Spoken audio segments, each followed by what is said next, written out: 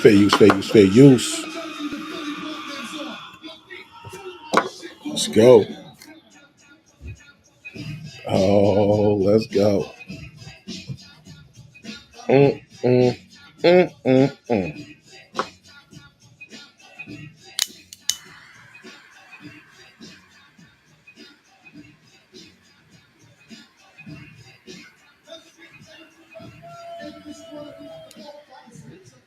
Get that again. I got you.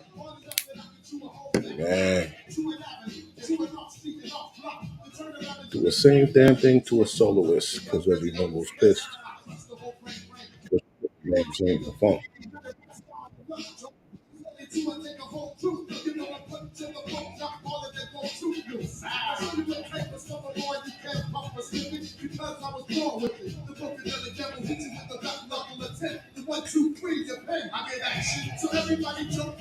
They did that pumping in the back trunk.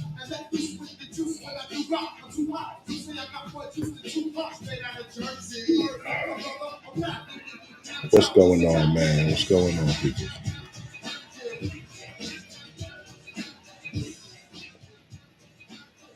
What's going on? So tonight we're gonna talk about this shit here, man. I had to go do some digging. I had to do some digging to find out what's going on in this motherfucker. How the fuck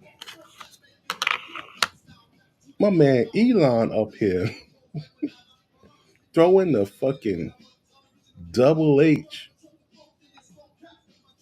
and motherfuckers ain't go nuts. How he do that?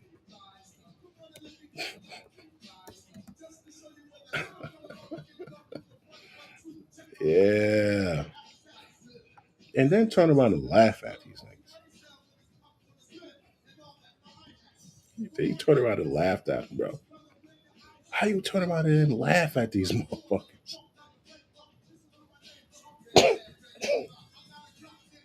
Yo, this nigga, this nigga here.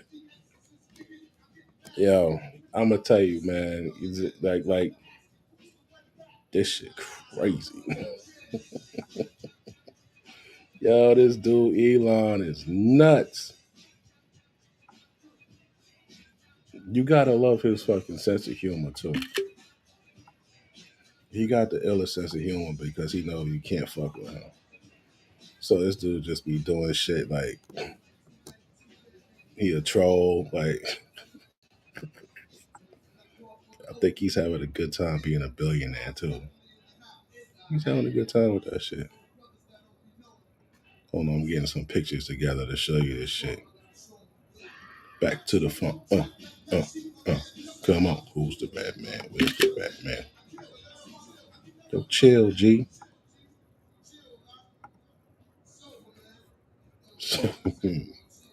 So yeah. My man Elon. My man motherfucking Elon. My man. Shit crazy. So I remember when that shit happened with Kyrie. Kyrie just did some shit like, yo, go watch this fucking uh go watch this shit on Netflix. And niggas went nuts on it. They went psh, they punked the shit out of him. They punked the shit out of Kyrie, bro. Kyrie did that shit?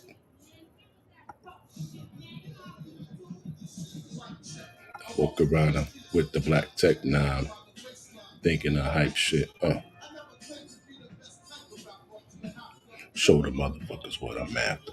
I'm after the gold, and after that, the platinum. Hurricane G packs the gat, son. No Buster Slang on the phone trains like you motherfucker right tonight's the night. Hold on, I'll put my picture up.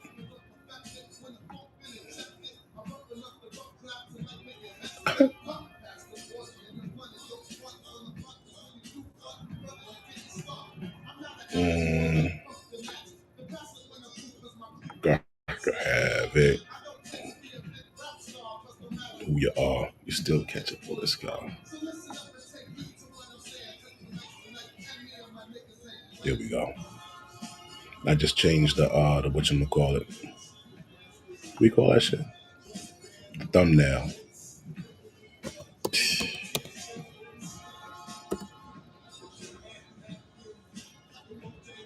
Mr. Bojangles.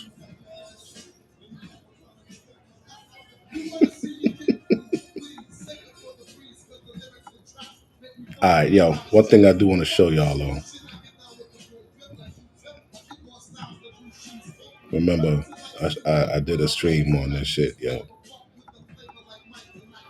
Trump never said that you niggas ain't got to collect your child support shit.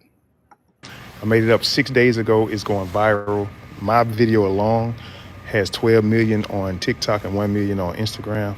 But I was just making it up in my car because I said, have y'all heard Trump just passed? I said, I'm paraphrasing, but I said, Trump just tweeted that if you pay child support, the baby daddy get income tax. What? And I said that, and all of a sudden it went wildfire. I'm seeing duplicates of the video, people using my sound, some people just creating their own narrative of it. But it's fake. He didn't pass nothing. It's a good conversation that everybody having, but it's fake. So I just want y'all to know I'm the original person that did that. I was playing around. Thank y'all for the conversation, the dialogue. You can go check it out, like I said, on my TikTok or on my Instagram. I pinned it, so it's like the top video. And it's people just tick off, so don't believe it. It's fake. Ha ha. So that's the nigga that didn't I fucking tell y'all? I told y'all it was fake, bro. And motherfuckers are still making videos about it. They're still making videos and shit about that shit. It's fake. All right, so we got that out the way. So I had to go do some research on this shit, on how the fuck Elon was able to do that shit right there and no backlash, right? Look what I found out. So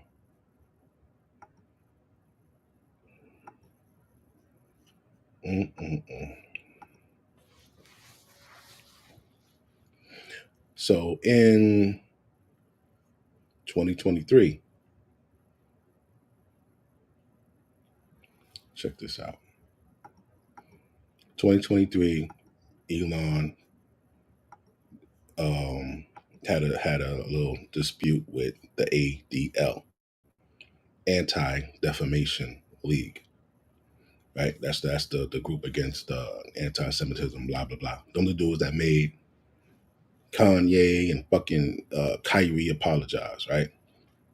Well, Elon said, if I lose any fucking money because you saying that I'm anti-Semite or whatever, you're gonna have to pay me half of what the fuck Twitter is worth. He said, you owe me $22 billion.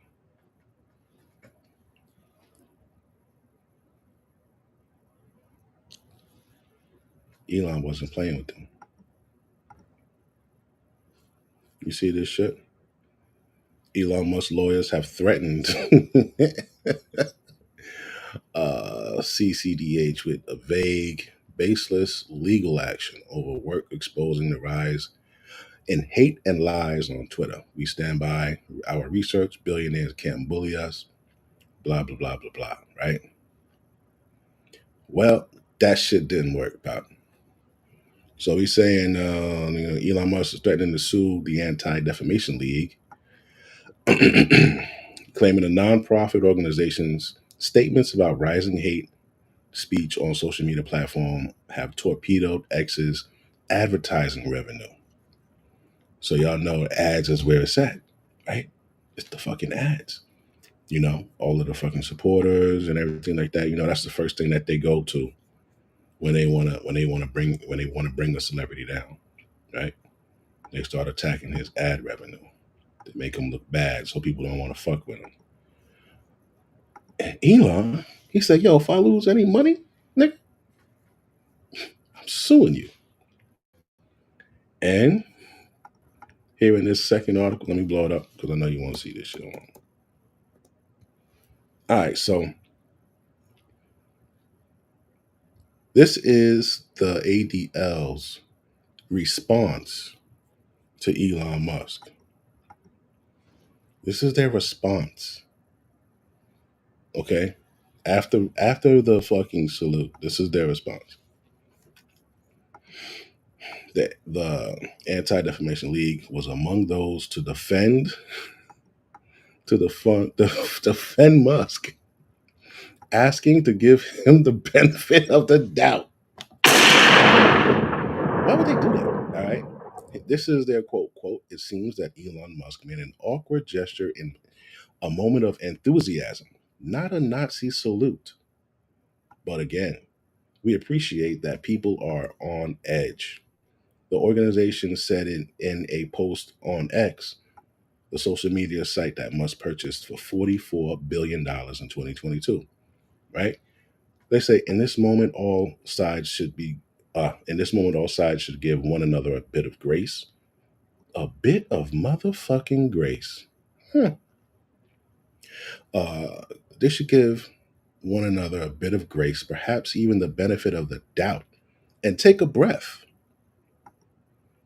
And take a motherfucking breath. Okay, hold on.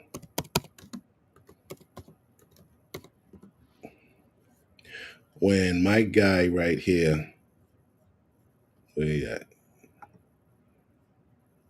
When my guy right here was going through that shit after whatever the fuck he said on Twitter. Matter of fact, I'm about to pull that shit up. What did he say? I forgot what the fuck he said. We gonna find it though. Hold on, I'm gonna keep that paper right there. We gotta keep that right there because we gotta talk about this. Because they said give a benefit of the doubt, right? Take take a step back and take a deep breath and shit, right? Yeah, that's what they said. They said take a step back and take a deep breath. That's what they said. All right, all right. Uh, When my guy right here, he said some shit on Facebook or Instagram, right? There was something on Netflix. So let me see. Kyrie Irving, Netflix post. Okay, it was called Hebrews to Negroes. Wake Up Black America. That was the name of it, right? Oh yeah.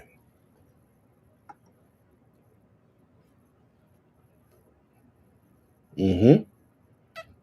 Uh-huh. We got it right here. Hold on, pimp. Hold on, pimp. Remember this?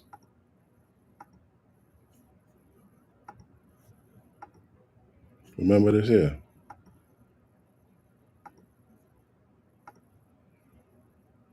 Oh man. Kyrie Irving suspended over anti-Semitic posts. U.S. basketball star Kyrie Irving has apologized after he was suspended by his club, the Brooklyn Nets, amid allegations of anti Semitism.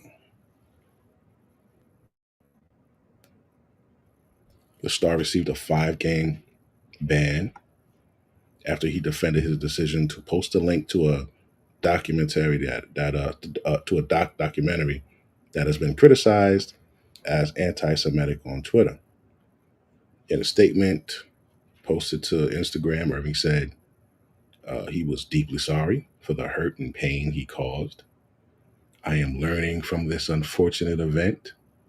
Right, seven-time NBA All-Star was roundly condemned last week, including by Nets owner Joe Tsai and the NBA after he linked his 2018 film widely condemned as being grossly anti-Semitic. On Wednesday, his response to the outcry, Irving and the Nets said a 30-year-old took responsibility for the negative impact his post had towards Jewish community and he has since deleted the original tweet. Do they show the original tweet here?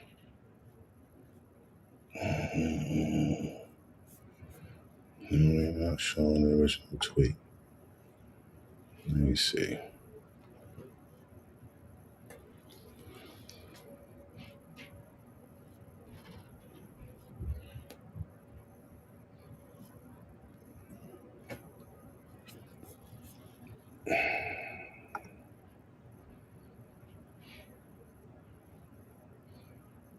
What this shit say? What the hell took you so long? Nets suspend Kyrie indefinitely. Remember that shit? All this shit, bro. Mm-hmm. My man went through all of that. And my other mans is up here throwing up the motherfucking full high out this motherfucker. Yeah. Where's it at? This nigga Elon is funny. All right. So why was it okay for Elon, but not for Irving? Right? They said perhaps even benefit of the doubt and take a breath. This is a new beginning. Let's hope for healing and work toward unity in the months and years ahead. Hmm. If you look right here, it says Musk, for his part, responded to the organization with a short thank you and a crying, laughing emoji.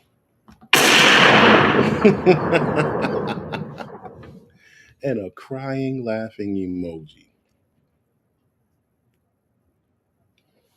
Why is he sending the crying, laughing emojis? Because they shook. Because they fucking shook. And he knew that when he said, "Yeah, I'm gonna sue you for this, that, and the third," that they fell back. Musk has a rough history with the ADL, who has been critical of the tech billionaire over hate speech regulations on his platform.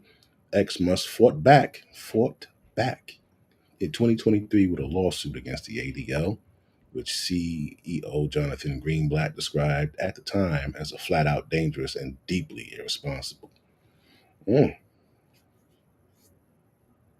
Not all were so impressed with the ADL defending Musk Monday. They were not impressed. They're like, "Yo, my God, you folded. You crucified." Funny terminology. You crucified Kyrie and Kanye, but Elon up there throwing the hoo ha, throwing the hoo ha, and you like, this was awkward, but it's okay.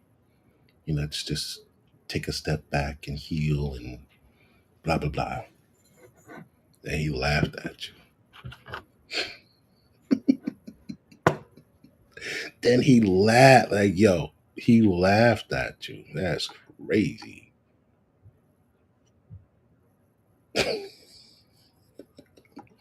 We got a picture of his laughing. Hold on. Yo. God, I love him. Thanks, guys. You see this shit? How the fuck am I not subscribed to Elon Musk? I gotta subscribe to this. Oh, because he wants you to. I'm not paying the billionaire pop. Come on, pop. This motherfucker. Thanks, guys. Thank you. Yo, Elon, you're crazy, man. Uh, Fucking hilarious.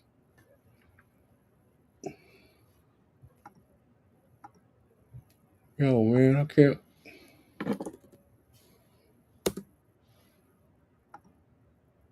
Oh,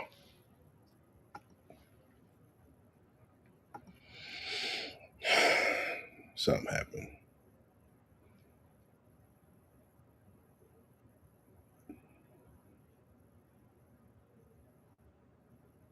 Thing is not letting me reply.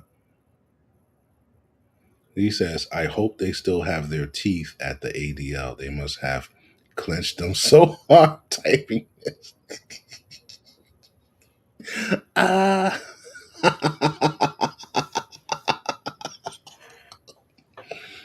So Frank Mink says Elon Musk gives a salute that literally symbolizes the death of millions and millions of Jews, and you apologize for him.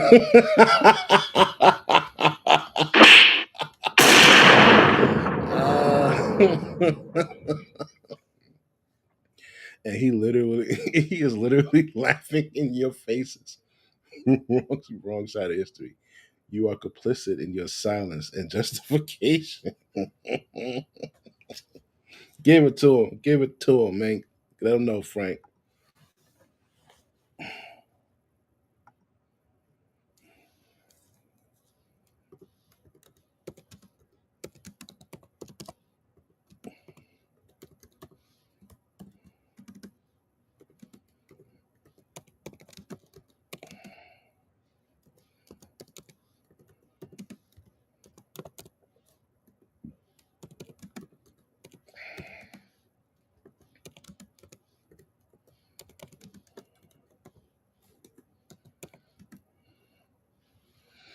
Yeah, man. Because they're not letting me. I don't think nobody else could comment on this shit. Yeah, they had it blocked. Wow. This is a delicate moment. These fucking guys. This is from the ADL. This is a delicate moment. It's a new day, and yet so many are on edge. Our politics are inflamed, and social media only adds to the anxiety. It seems that Elon Musk made an awkward gesture in a moment of enthusiasm, not a Nazi salute. But again, we appreciate that people are on edge. Blah blah blah blah blah. Unity. Blah blah blah blah blah. Healing. Blah blah blah blah blah. New beginning. Blah blah blah. Grace. Okay, so there you have it. There you fucking have it. Why was he able to do that shit and they weren't? Because in 2023, he sued their ass in the gangster way. When they started saying, oh, yeah, well, he's anti Semitic and he's da da da da. And he said, if I lose any fucking money on my Twitter shit, I'm going to sue you for $4 billion. They fell back. This shit comes up. He throws the hoo ha. And they fucking, not only do they excuse it, but they fucking defend him at the same time. And then he laughs at them. Yo, this is the wildest shit, right? After they said all that, you come here, Elon Musk. Look at this shit. Hold on. This motherfucker said, thanks, guys. Holy shit, bro. Delicate moment, day and age, fucking awkward gesture. They covered for him, bro.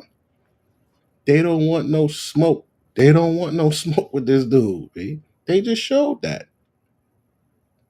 And with the shit that Kyrie Irving did, he just directed people to go watch a fucking movie on Netflix. They made this motherfucker apologize, and you got to take classes, and then he was suspended for 5 games, and all this wild shit for a tweet saying, "Yo, go check this movie out." Fucking Elon up there throwing the hoo ha, and they like, yeah, it was an awkward movie, awkward moment of enthusiasm, and you should just, just it's okay. Unity. What?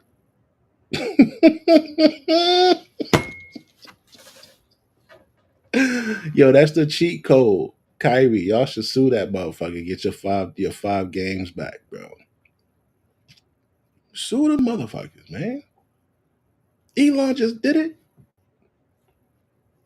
Why you think I'm making this post? As soon as if they fuck with my YouTube, you know what I'm gonna do? I'm gonna tweet Elon. Yo, Elon, they over here fucking with me because I made a comment about your shit. Yeah, I'm gonna tell Elon. I'm telling. He said, "Y'all gonna sue you motherfuckers for $4 billion. Stop playing with me. Where that shit at?" Oh, look. Okay, shit. He did it so smooth too. He told him some smooth shit. Right here. To clear our platform's name on a matter of anti Semitism, it looks like we have no choice but to file a defamation lawsuit against the Anti Defamation League. Oh, the irony.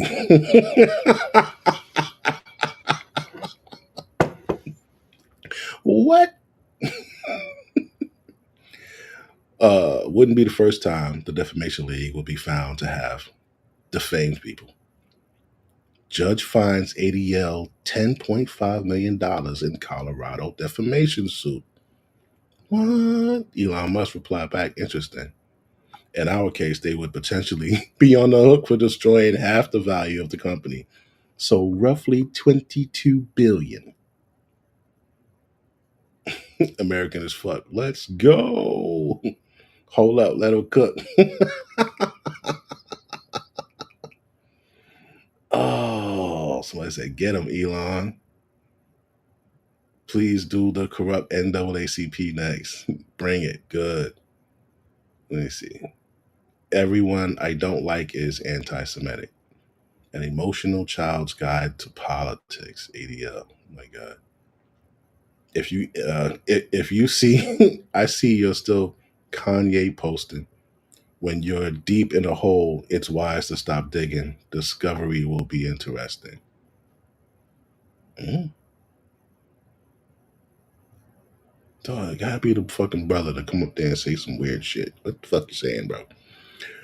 When you have to sue the Anti Defamation League for defamation, isn't that peak 2023? Yes, it is, man. I hope you leave them penniless. Wow, bro.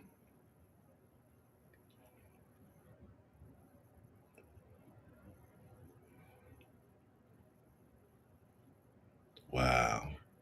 So yeah, man. Y'all listen, man. I'm gonna have to sue you motherfuckers, man. I ain't playing no games with you. Y'all ain't playing with my money.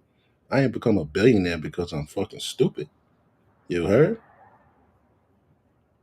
I ain't become a billionaire because I'm stupid and don't know how to move in a room with you motherfuckers there. So this is it. This is the reason why he was able to do that shit. Musk threatens to sue ADL for billions, blaming U.S. Jewish group for X's revenue drop. Wow. After joining anti-ADL campaign by white supremacist, owner of a site known as Twitter says he opposes anti-Semitism while accusing organization of trying to kill his platform. There's Musk. This is September 2023. Okay. Elon Musk threatened to sue Anti-Defamation League for up to 22 billion on Monday as he joined a growing number of white supremacists and trolls in posting in invective about the US group. The legal threat of indeterminate seriousness most frequently does not follow through on his stated intentions, although he sometimes does. Uh, it came after Musk joined the white supremacist anti-ADL campaign on X, the platform Musk owns and renamed from Twitter. Over the last several days, Musk tweeted at least 25 posts about the ADL or related topics. Several times he blamed the Jewish anti-bigotry group for 60% drop in advertising revenue on the platform. He said he would seek redress in court. Okay. At one point, apparently outstanding, that some viewed by his tirade of siding with white supremacist, Musk explicitly said that he did not support anti Semitism. To be clear, I'm pro free speech, but against anti Semitism of any kind. He also said he would only ban the ADL if they break the law. Oh, yeah, he could ban them niggas off his shit. I forgot he could ban them off of his shit. Wow. Last fall, shortly after Musk brought the platform for 44 billion, ADL called for a temporary ad boycott. See, they called for a temporary ad boycott due to reports of spiking bigotry on the site. The ADL has continued to protest Musk's approach to hate speech, but has itself resumed buying ads on X.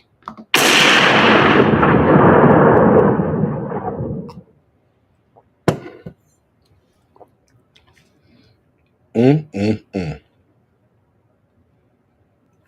Boom, boom, boom. In another post on Monday, he gave a lower figure. Based on what we've heard from advertisers, ADL seems to be responsible for most of our revenue loss. Giving them maximum benefit of the doubt, I don't see any scenario where they're responsible for less than 10% of the value destruction. So $4 billion. Yeah. The ADL joined with the NAACP, the Black Civil Rights Group, in making the original call for the ad boycott. Wow. Okay. Look at that. So they joined in with the blacks to boycott Twitter. While many nonprofit companies suspended advertising at that time, many others have stopped advertising on X since for unrelated reasons, including the company putting their ad posts on feeds of extremist accounts. They've been at odds for nearly a year since he purchased the company and removed some of the guardrails against hate speech. Aside from calling for the ad boycott, the ADL has also criticized Musk for echoing anti-Semitic stereotypes in a post he wrote about liberal Jewish megadonor George Soros. Ooh. He criticized and reinstated the accounts that traffic in hate speech, and recently added to his demand that the group condemn a South African apartheid era protest song for calling the killing of white farmers. Yeah, man. Yeah, listen, man. You can't fuck with this boy. And it shows. In the heat, if this would have been anyone else, if this would have been a ball player or rapper or what the fuck ever,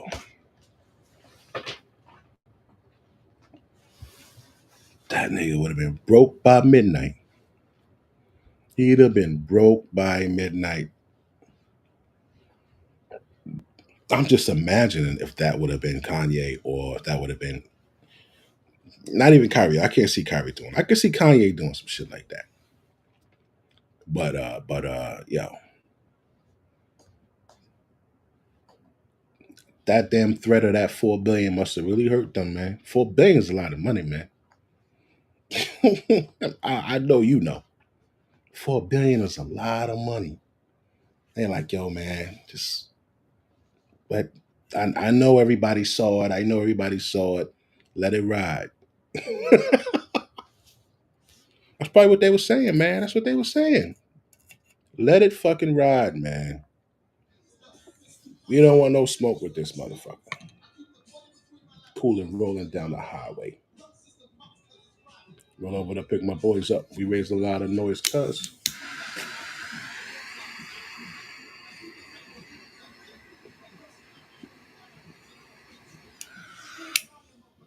And watch the bump. I ain't even mad. Do your thing, B.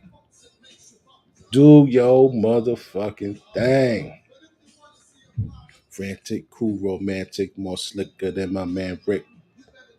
Wow.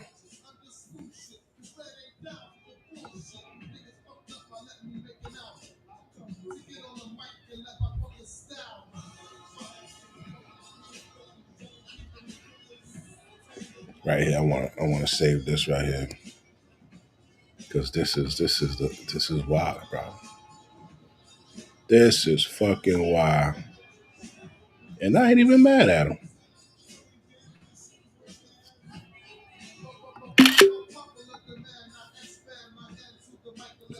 Kick the flim flam. I get vexed. I break necks, punch out gold fronts, chump.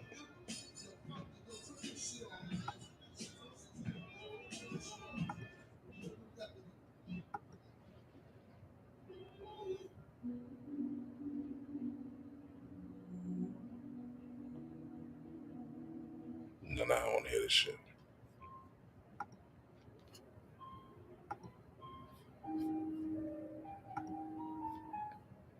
Man, it's not fucking playing. This is why, baby, right here. Mm-mm-mm.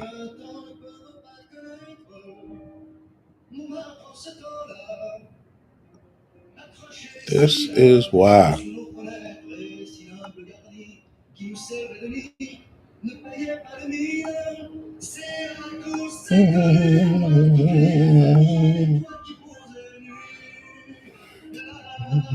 Bohemian, la bohemian.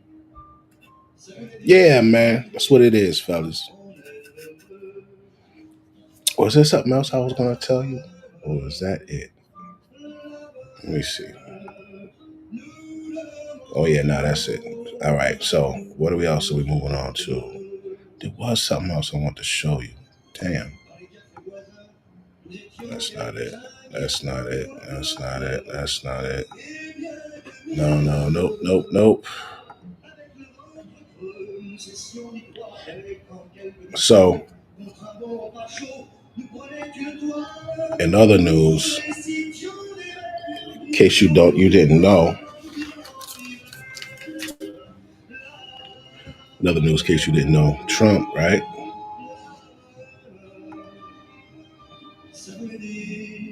I know there's a lot of people that don't like Trump. I fuck with Trump. Anytime you say you going, he's he's pitching the ERS, right? Agency attempts to shroud who pays for tariffs. So what's going on here? He's trying to cancel the IRS, right? So apparently, the U.S. collects $4.4 trillion from taxpayers. 4.4 trillion. Now the tariffs, the people we're supposed to tax for goods and trading and shit here, they or having their shit here working, whatever. They only collect $77 billion from. Well, that's not a little bit, but $77 billion.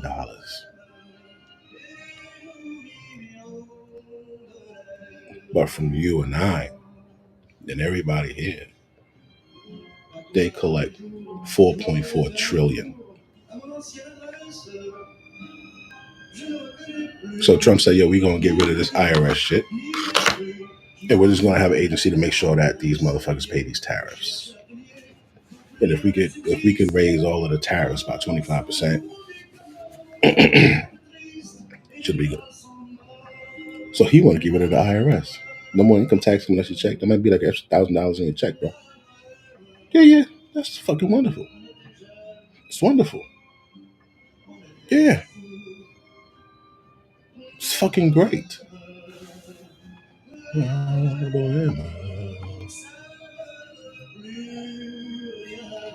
I announced President Donald Trump announced plans to create a new government agency called the External Revenue Service to collect tariffs and other duties from foreign nations. But his plans have faced media backlash. What media backlash? I have not seen any media backlash. Have you seen any media backlash? 5/5 of the yo, bro. Did you just see the shit I showed why Elon Musk got away with that shit, bro. They was fucking with Elon Musk the same way they fucked with Kanye and Kyrie, bro. Right? You know what Elon did?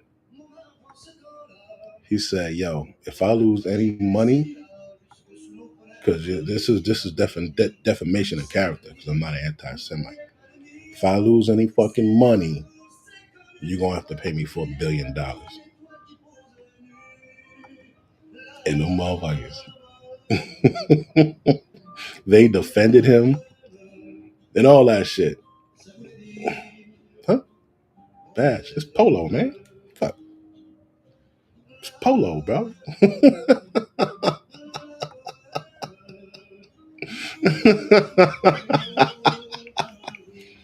Damn. Because it look like a badge, like but I don't understand, bro. It's polo.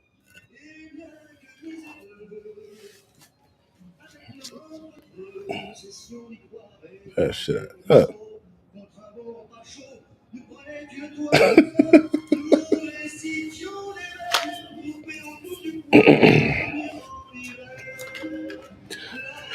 It don't look like.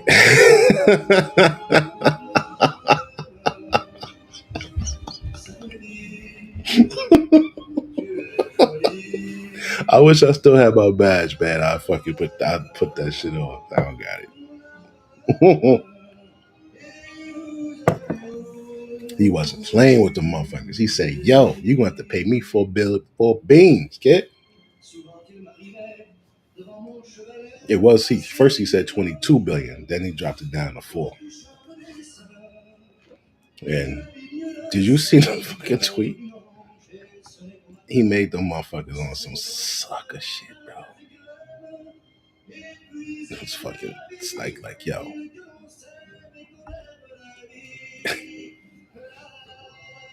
4 Billy, bro.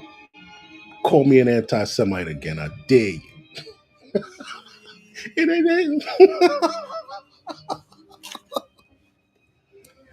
ain't no fun when the rabbit got the gun, huh? Yo, and then he laughed at them. Then he laughed at him, bro. He was like, "Thanks, guys." Yo, this dude is fucking crazy. Look at this shit. It's always a reason. When they didn't react, when they didn't give him that Kyrie, Kanye heat, yeah, we knew it was something. So this is done, right? That's the ADL, that's the Anti Defamation League, right? So they like, yo, this is a delicate moment.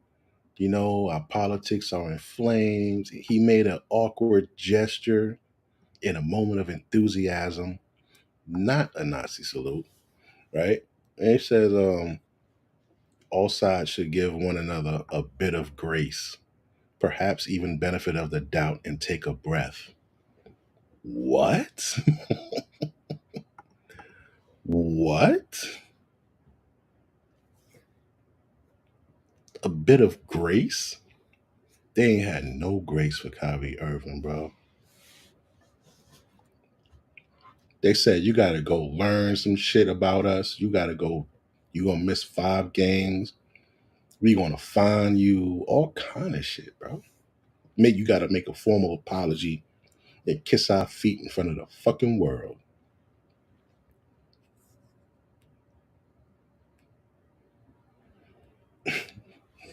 Elon said, I sue you. I fucking sue you. Then look, after all that shit they said, look what he wrote. Thanks, guys.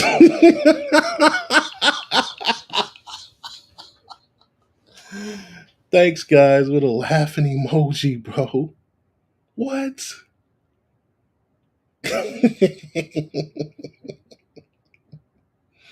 Where the guy at? The guy said he's literally laughing at you. This says y'all are so completely full of shit on this, and I'm embarrassed for you, truly. She said cowards.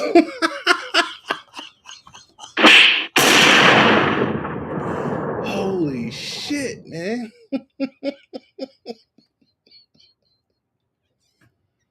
Oh my God.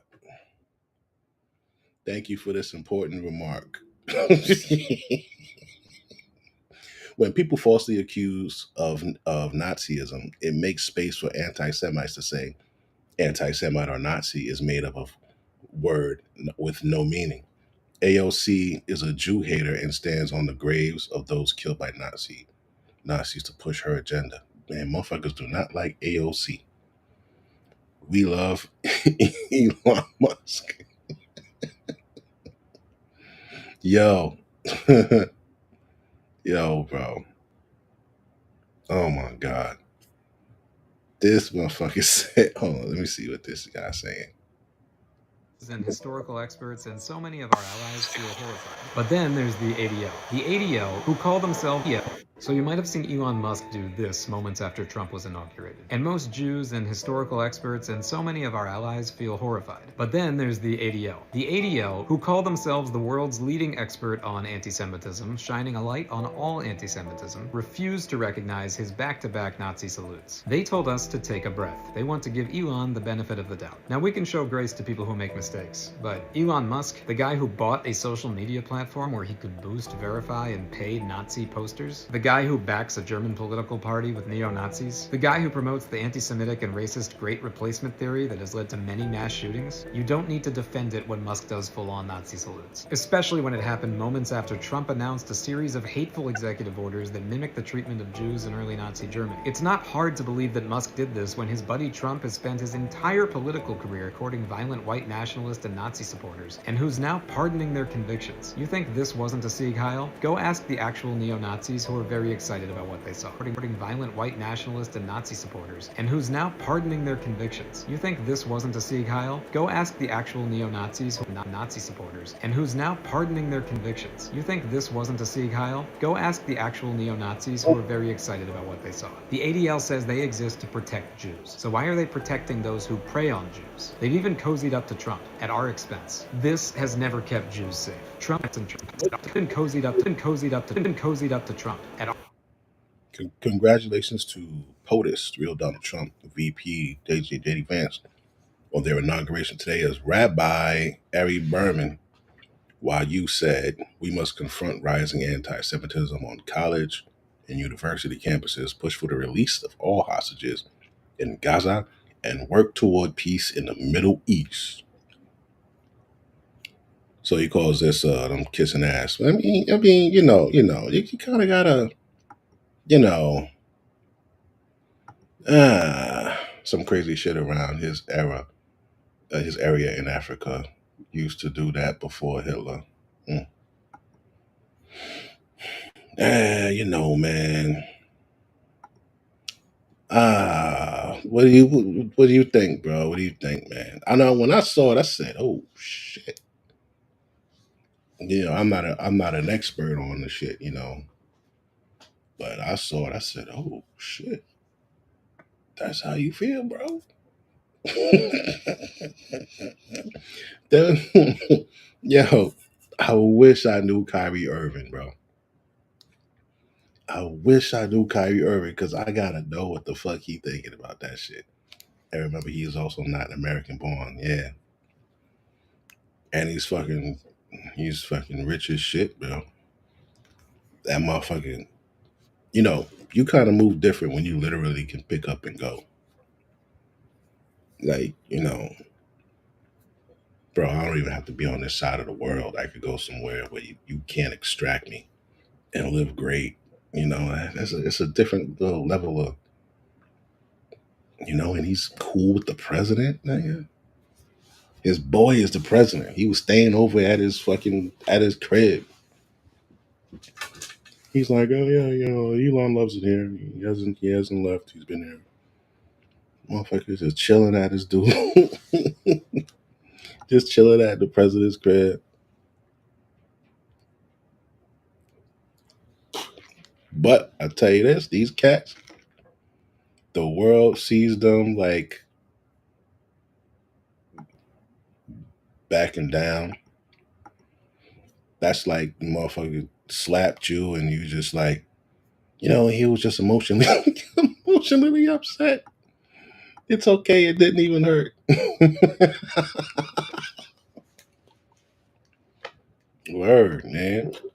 People see that shit. They're like, yo, what's good? Everybody else, you got a problem with it. That would have been anybody else. And the fact that he laughed, bro, that's the crazy part. This guy laughed. That's what makes it even more funny, right here. Right here. Thanks, guys. Thanks, guys. Oh my God. Wait, where that? Oh my God. Wow. That is some crazy shit.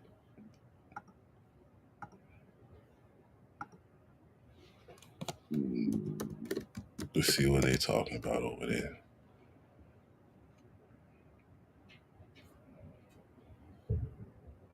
CNN, Elon Musk is a Nazi.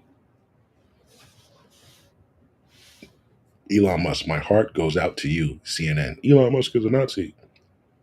All right. Oh, man. Like, yeah!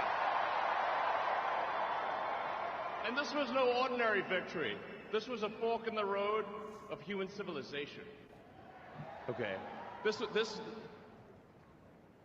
you know, there are elections that come and go.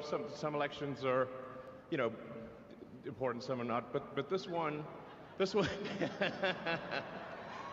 one really mattered. And I just want to say thank you for making it happen. Thank you.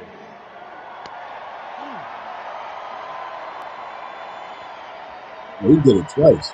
My heart goes out to you. It is thanks to you that the future of civilization is assured. They ain't show the first one, man. See the first one. Yo, you see that from his pointing? Yo, look at the crowd. Look right here. You see this dude? He's like, yo, this guy's pointing. He's like, yo, this is a good shit, bro. Do the fucking Nazi salute, bro.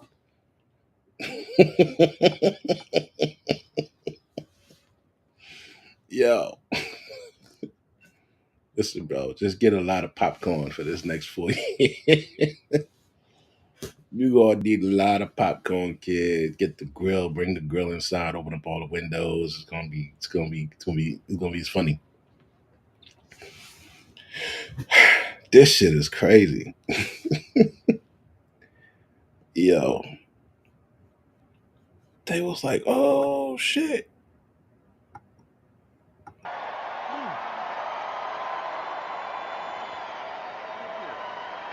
My heart goes out to you. I want to see them. I want to see them. It is thanks to you Shit. that the future of civilization is assured. Nah, I want to see the whole shit, bro. Radical leftists are completely mute on Tim Waltz doing the same gesture. Jeez.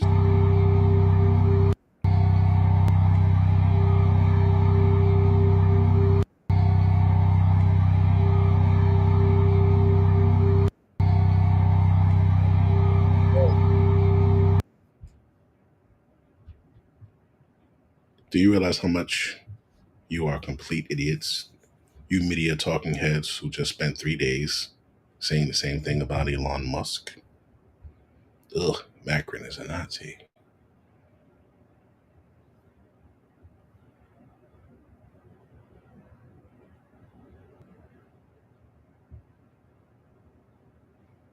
Mm, mm.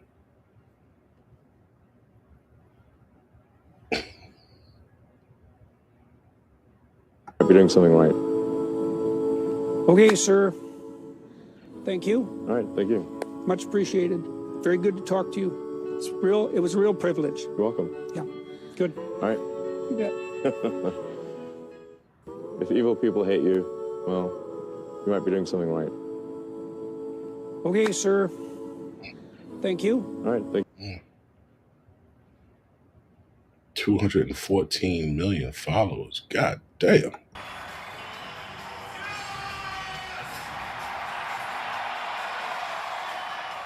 Speaking here. There he is.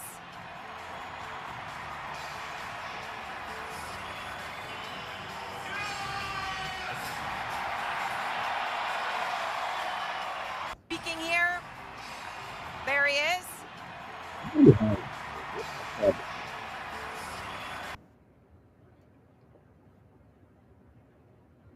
This nigga Barron gonna be a tyrant.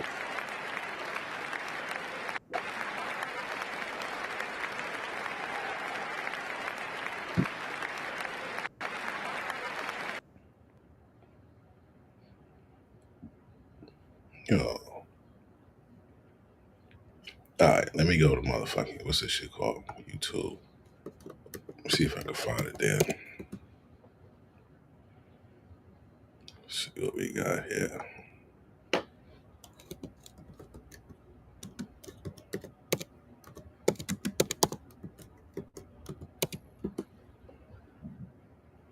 All right, let's see here. You know, there are elections that come and go. Some elections are, you know, important, some are not. But this one, this one really mattered. And I just want to say thank you for making it happen. Thank you.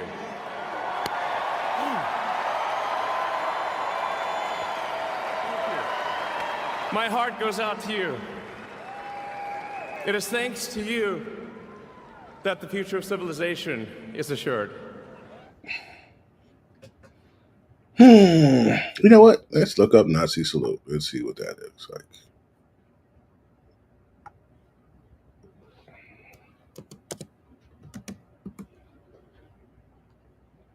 La Bohème. La Bohème.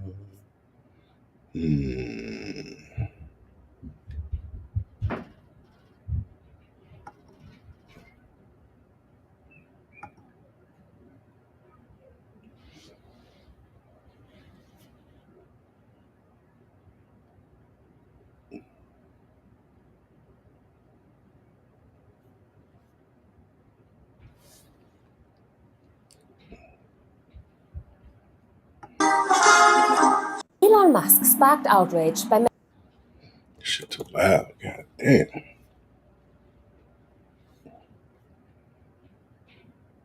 Alright, well, this one's a little.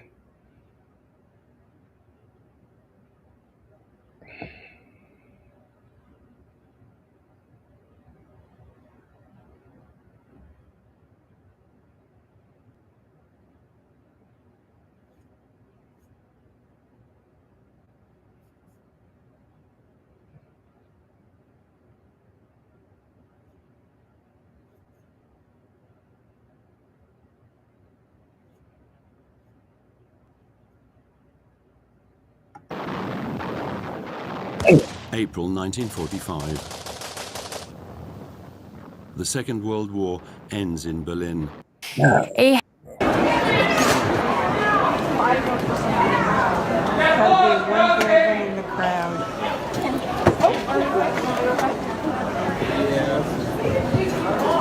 Now, we knew Elon was going to be awkward.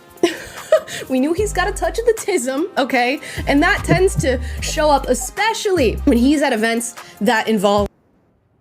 Now, we knew Elon was going to be awkward.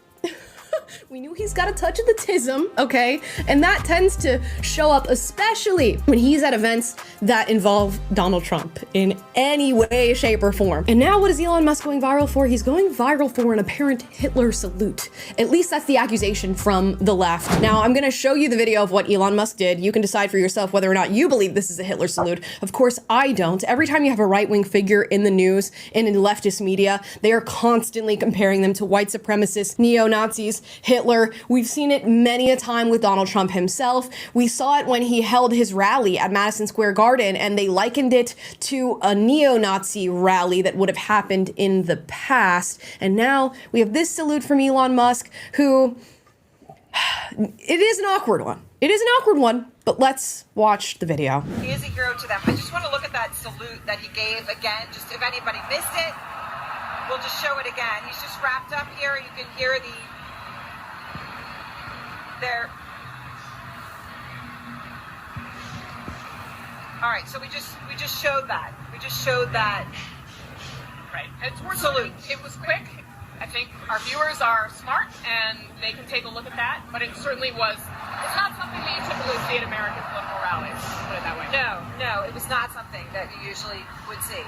And it was quick, as you point out, it was very quick, but it was in a moment of intensity for him as he came out dancing, and then he did that.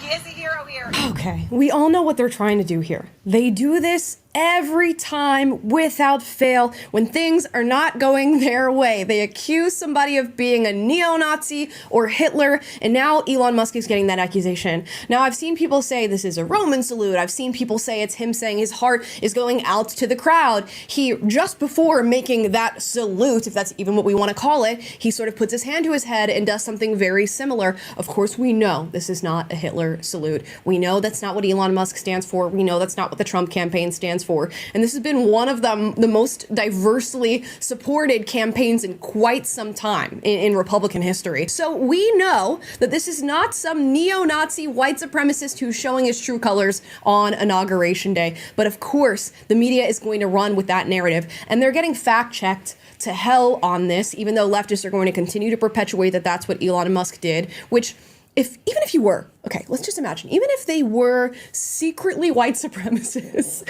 who support Adolf Hitler, do you think you would take Inauguration Day as the moment to do that salute, to signal to the world that you've won with your Hitler values? Is that what somebody with any amount of intellect would do on this day? Why? Just to let leftists know, you're right about me and there's nothing you can do about it. We all know that's not what's happening. Even the Anti-Defamation League, which I'm not a big fan of, responded to this and said, quote, "This is a delicate moment. It's a new day and yet so many are on edge. Our politics are inflamed and social media only adds to the anxiety. It seems that Elon Musk made an awkward gesture in a moment of enthusiasm, not a Nazi salute, but again, we appreciate that people are on edge.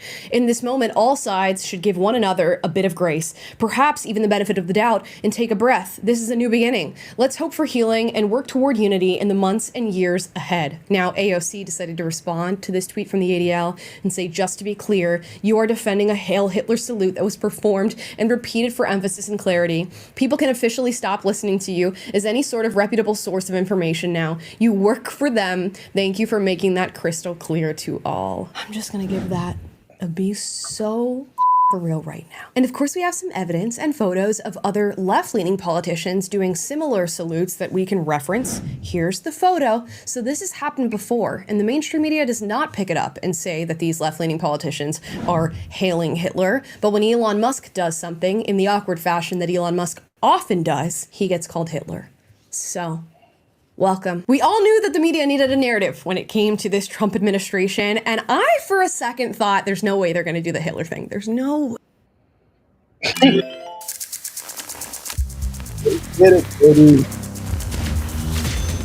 All right, guys, you know it. I know it. We are currently sitting in the Trump administration. Did it. Reports and IDs. Just because I want to identify as a man does not mean I am trying to hurt you. Look at this motherfucker here.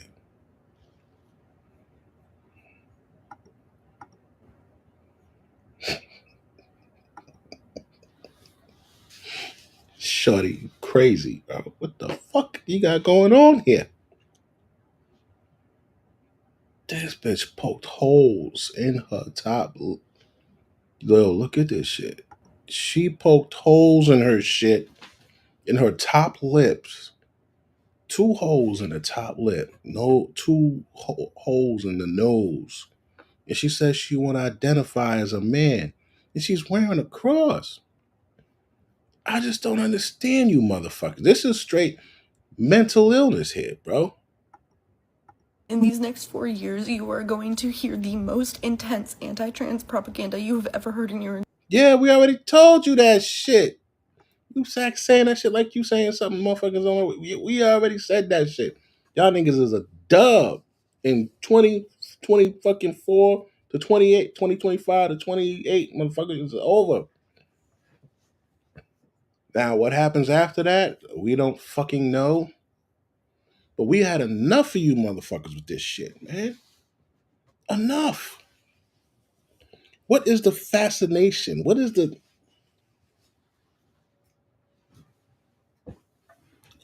What's the fucking need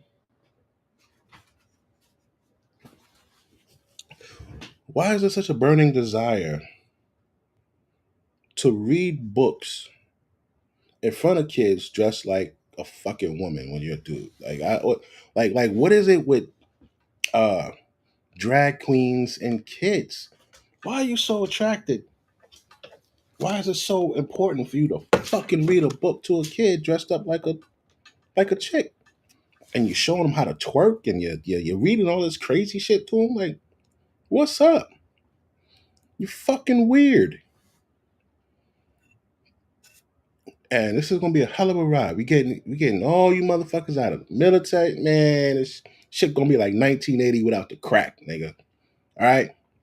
Now we do have one possible big challenge on the rise. For those of you who may not know, Mexico. All right, so I wasn't aware of this, but apparently Mexico, they got these fucking cartels who don't really like us, and they kind of want to pop it off. All right, they kind of want to pop it off. All right, and something else I learned that I didn't know: these motherfuckers in Mexico got drones. Yeah, some cartel guy. He's got fucking somehow he got a fleet of drones. Which is ooh, these niggas is on a roll. They on a roll, pal. Hold up. That's about 1,000 in one day. Yo, check on your neighbors, check on the bodega man, check on the fruit man, check on your man over at Home Depot. They getting these niggas out of here. Just launched raids in one of the first visible signs of President Trump's mass deportation. Now, mind you, they already did 460 in Boston today. Today, 460. They got them up out of there. All right. Now I just you just see me pull this shit up. They talking about another 538. Where's this at? Deportation plan coming together. Raids targeted violent individuals in Boston earlier today. It's what's known as a worst first approach, first prioritizing the arrests of gang members and murder suspects. The Trump administration says it arrested 538 illegal immigrants today in what it says is the beginning of the largest deportation operation in history. But there are still questions about what this might look like on a larger scale, and Fox 4's Casey Stiegel in studio tonight with more on that. Casey. Yeah, hey there, Steve. Immigration and Customs Enforcement officials wasting little time under the new administration. Agents carrying out raids in certain parts of the country targeting violent criminal offenders in the United States illegally and wanted by law enforcement. Fox News cameras were there to capture some of the action. Trump, you feel me? Yo, Biden forever, bro. Thank Obama for everything that he did for me, bro. An expletive-laced tirade.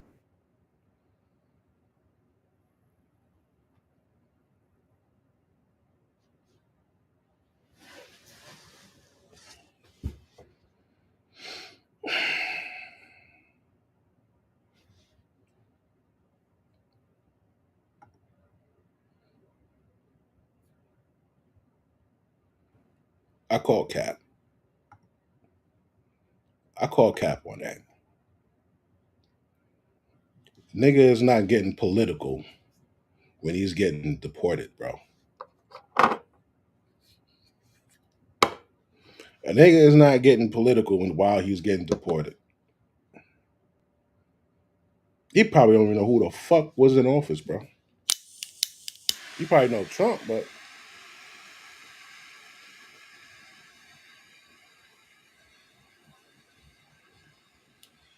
nah, I'll be Big West call Cap. Something that was the most awkward thing to say during deportation. You're going back home. You're going someplace where it's horrible at, right? That you've been running from.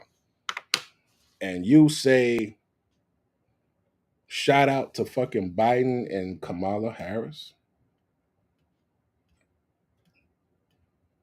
Y'all, you don't find something suspicious? You don't find that suspicious? That's weird, bro. I don't know if I believe this shit here. Think this might be the. Look at this shit. Capture some of the action. Trump, you feel me? Yo, Biden forever, bro. Thank Obama for everything that he did for me, bro. An expletive. What the fuck did Obama do for you? What did Obama do for you, bro? Dion Rice.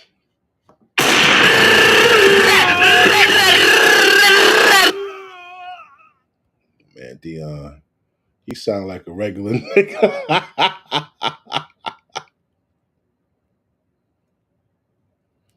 Yeah, bro. Yeah. You think that part was real? You think that part was real? Do you think they paid him to say that? Say, yo, all right, I'm gonna put you in the truck. And when I'm putting you in the truck, I need you to say fuck Trump. Shout out to Barack and Biden. And he's like, all right, yo, fuck Trump. Yo, Biden forever, bro. Yo, Barack, thank you for what you did for me. Who says that, bro? Who said who says that? We're there to capture some of the action. Trump, you feel me? Yo, Biden forever, bro. Thank Obama for everything that he did for me, bro. An expletive-laced tirade from a Haitian migrant as he was taken into custody during a recent ICE raid outside of Boston. Federal agents say the man has a long rap sheet with 17 criminal convictions. Oh no, get that nigga out of here. Ooh. Get him out of here. Homeboy right there. He looks irrational like a motherfucker. Yeah, he look like you cannot what do you call it? You can't compromise, you can't rationale with this nigga. Federal agents say the man has a long rap sheet with 17. Oh, yeah, get that nigga out of here, bro. What?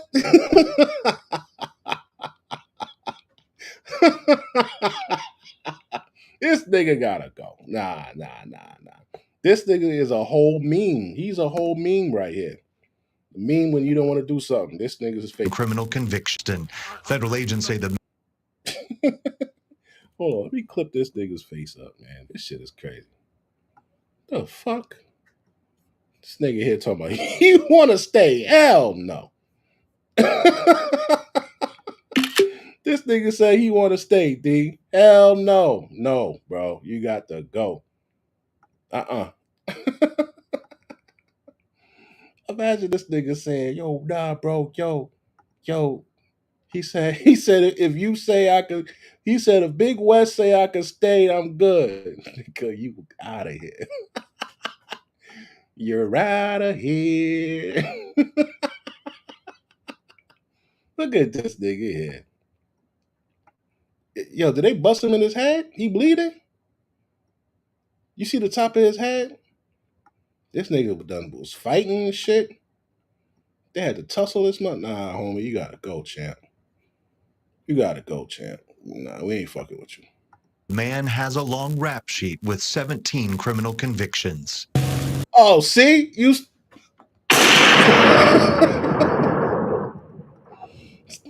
Yo, he said 17 convictions. Not 17 arrests. 17 convictions. Meaning they could get the fuck out of here. You're gone. This nigga's crazy. Yeah. Nah, this nigga's out of here. He gotta go. So they running down on niggas today. The feds picking up at least 8 different targets on this one particular mission, including several MS-13 gang members. According to ICE, this Dominican national was wanted for assault with a deadly weapon and heroin trafficking. It's these targeted enforcement operations. And so that's what you're seeing most of. When you hear ICE is going to different places, they're talking about criminal aliens. Victor Manjares Jr. is a retired U.S. Border Patrol chief. He tells Fox 4 what you're seeing is the federal government's way of prioritizing the worst of the worst for deportation. And I think that is a very good tactic to take, because I don't think there's too many people that would disagree about removing criminals out of your community. However, Manjares says the ICE raids will eventually turn to non-violent criminals, focusing on anyone in the homeland illegally. His prediction? I think what you're going to start seeing, because we're seeing it a little bit more in San Diego right now, I've noticed it, is the idea of self-deports, right? People leaving on their own accord. They don't want to get arrested here, or they don't want to get arrested separate from their family. But for now, the focus will remain on taking dangerous criminals off This nigga here, wow. American streets.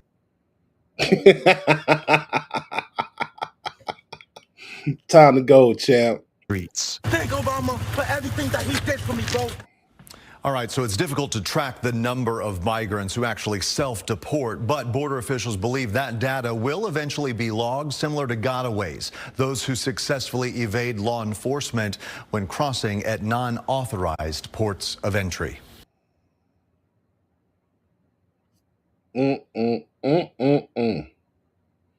What? This nigga said, I'm not going back to Haiti. All right, so there's something going on, right? I'm gonna let y'all see this shit. Tell me what y'all think about this shit here. So we got an issue with Mexico. Cartel in Mexico. All right.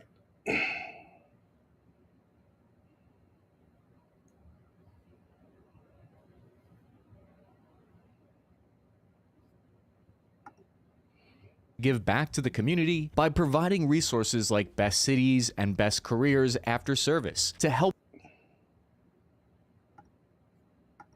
Dozens of people are dead, and a major Mexican city has been paralyzed by an explosion of violence in the state of Sinaloa, where the Mexican army has killed at least 19 suspected members of the deadly Sinaloa cartel.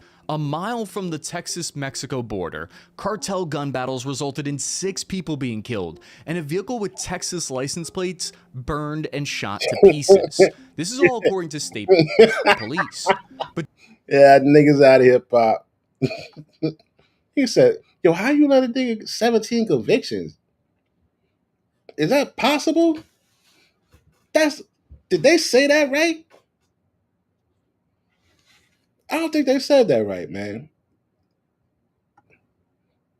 I don't think they said that right. They can't be convicted 17 times, right? That nigga look angry. That's an angry motherfucker, man. Where he at? Where that nigga at? Where that nigga at, man? I wish they'd have said his name. He probably got a wild ass name too. Nigga name probably Peter or some shit like that. Fuck it. Peter, Pumpkin Eater. Gotta go, champ. Gotta go. All right, Peter, you gotta go, kid. That nigga said, I'm not going back to Haiti. He said he's not going back, bro. So, you know, I remember hearing niggas say they're not gonna do something and they say that shit with their whole chest. So they say he was convicted 17 times. He probably gonna push that shit to the limit. So what happens if he already got busted in the head? It looked like the front of his forehead was fucked up. So what the fuck they gonna do? Gotta go, champ. Gotta go, champ. Nah, sorry. But don't worry, you don't have to mourn the loss that badly, because what we're witnessing is 2 rival factions of the Sinaloa cartel at each other's throats, battling each other in the streets, competing for control of the world's most powerful criminal organization, worth billions of dollars. What a shame both sides can't lose. If only it were that simple, though, because meanwhile, the Mexican military has responded by deploying over 1,000 soldiers to the city, where they're now engaged in brutal urban combat. But according to the New York Times, there are bodies being dumped on the side of the road, gun battles in upscale neighborhoods, tractor trailers set on fire on the highway, and people being grabbed from their cars by cartel gunmen in broad daylight.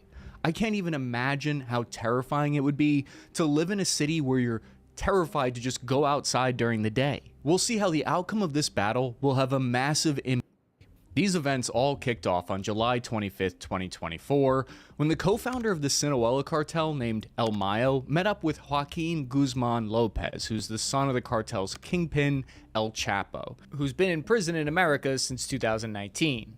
So they planned to take a private plane to go look at some real estate together with the governor of Sinaloa, which added fuel to the fire about claims that the cartel is in bed with local politicians, just casually going to hang out with the governor.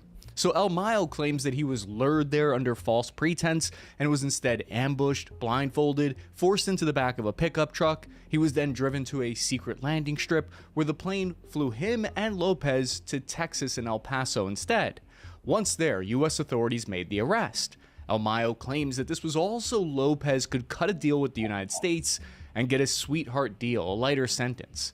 He released a 2-page letter through his lawyer with this whole version of events, claiming that he was double-crossed by Lopez. He's basically saying that El Chapo's son tried to do the cartel version of a coup. Now, why does any of that matter? In the cartel world, loyalty is everything. So betrayal of this magnitude, especially at such a high level, it's almost unheard of. If true, this raises questions about how deeply the DEA and FBI have infiltrated into the cartel and how much the US government may or may not have kept from Mexican authorities about this operation. One thing is for sure though, El Mayo made his accusations public so it would send a message back home to anyone loyal to him in the cartel. There was a tense period that lasted for about a month. Man, I'm trying to find that video where the motherfucker said, where is that? I think this is it. Sonoran authorities in Mexico confirmed 2 arrests had been made in the murder. Yeah, this was put up a day ago. Murder of 31-year-old Marine veteran Nicholas Quetz. Nigga kidnapped a Marine, bro. Was shot and killed in Mexico on his way to Rocky Point. We don't want murderers and drug dealers, and we don't want them to open their prisons. Think of it, they're opening their prisons and dumping them on us. For a beach weekend with his great friends, everybody loved him, he had a lot of friends. When he was viciously gunned down on the highway and murdered by members of a Mexican cartel. The cartels and the USA have waged war on each other, and no one is safe. Highways are turning into killing fields. Cities are held hostage by fear. This nigga said we done waged war, bro. Shit, my nigga, Justin, yo. Yeah, they ready for the old man to go, kid. Now, this is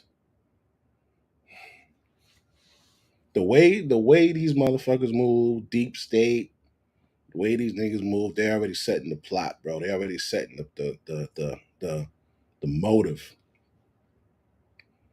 Yo, man, we will just grab a Mexican and we'll do some fucking ultra MK4 shit on them and have them take Trump out, and there we go. We said that they sent we'll say that they sent a cartel motherfucker after Trump. Because they saying they ain't nobody safe when they waging war. We got to pay attention to the words that they saying, right? Because I feel like they're implying something here. Even U.S. Marines aren't beyond their reach. This isn't just about drugs or money. It's about total control, and the bloodshed is only beginning. In this video, we're exposing the terrifying truth behind this crisis. Viewer discretion is advised. What you're about to hear is graphic and disturbing. The US and the Mexican cartels are waging a war against each other. But this isn't just another border dispute. No, this is a fight that's going to end in bloodshed.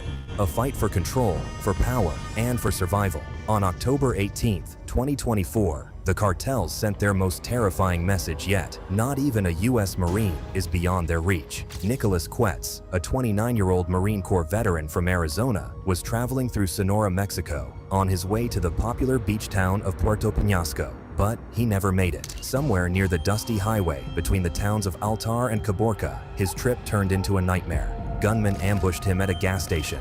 Cartel enforcers who didn't care who he was or why he was there. What they cared about was sending a message loud and clear. Nobody is untouchable, not even a Marine. This wasn't some random act of violence. Local reports suggest Nicholas unknowingly drove through a cartel checkpoint, a deadly mistake in cartel-controlled territory. What came next was savage. Nicholas riddled with bullets in a burned-out wreckage. By the time authorities arrived, he was dead. Continuing coverage tonight of the Tucson man and former Marine murdered in Mexico last Friday. According to his family, Nick Quetz was driving on the highway between Nogales and Rocky Point when he was shot and killed. The Quetz family has more questions than answers at this point, and they're upset. Mad that their son was shot and killed so close to home, and mad that they haven't had any contact from the U.S. government. But as a family full of veterans, they're not going to sleep until their son gets justice. No young man deserves to be shot in the back for driving through someplace an hour from his house. When he was viciously gunned down on the highway and murdered by members of a Mexican cartel.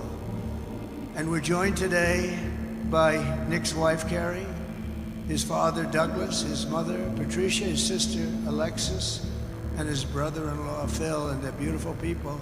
And if they'd like to come up, I'd love to have them just to honor their beautiful boy.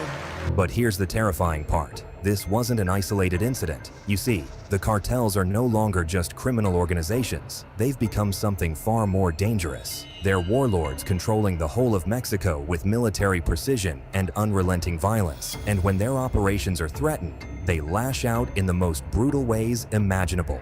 This isn't even the first time the cartels have targeted U.S. Marines. Back in 2013, another Marine, Armando Torres III, crossed into Mexico to visit his family's ranch in Tamaulipas. Within hours, he vanished. Torres was kidnapped alongside his father and uncle. A decade later, their fate remains a mystery. The message here is crystal clear. Even the toughest, most disciplined warriors are not beyond their reach. And let's not forget, these aren't accidents or coincidences. These are strategic moves. By targeting U.S. military personnel, the cartels are playing a terrifying game of psychological warfare. They want to send a message to America: stay out of our business or else. Now to a frantic search by the FBI as they investigate the kidnapping of a Marine, his father, and his uncle in Mexico.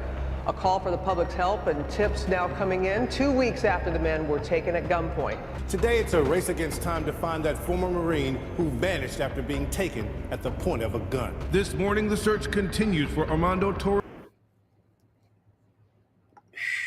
Bro, it depends on, can Trump be bought? Nah, he can't be bought. They can't buy that motherfucker. He ain't even getting paid for the presidency shit. Which is one of the things that they got an issue with. When like, that's why a lot of people he was hiring, they're millionaires.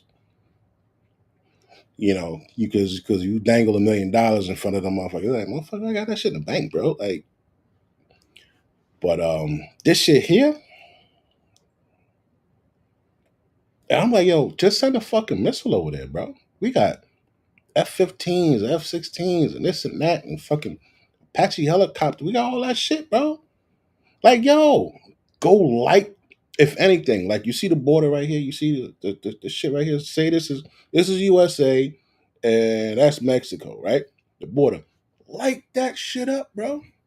And tell them niggas, yo, you niggas keep playing, I will make your shit a sandlot. Okay? I will make your shit a sandlot. We got drones, we got all this shit. Like, I don't understand it. To me, I feel like we in bed with them. Pause. Hey, yo. I feel like we in bed with them because, yo, like, why you letting these niggas kidnap Marines and shit? Y'all know these motherfuckers' names. How you know their name, bro? How you even know this nigga's name? You know his whole Mexican government, bro. You know what I'm saying? I don't know. They said he made money on that crypto coin. Yeah, he did. Oh, man. That shit went up. Then that shit went down. Somebody predicted it's going to go all the way down after the election. But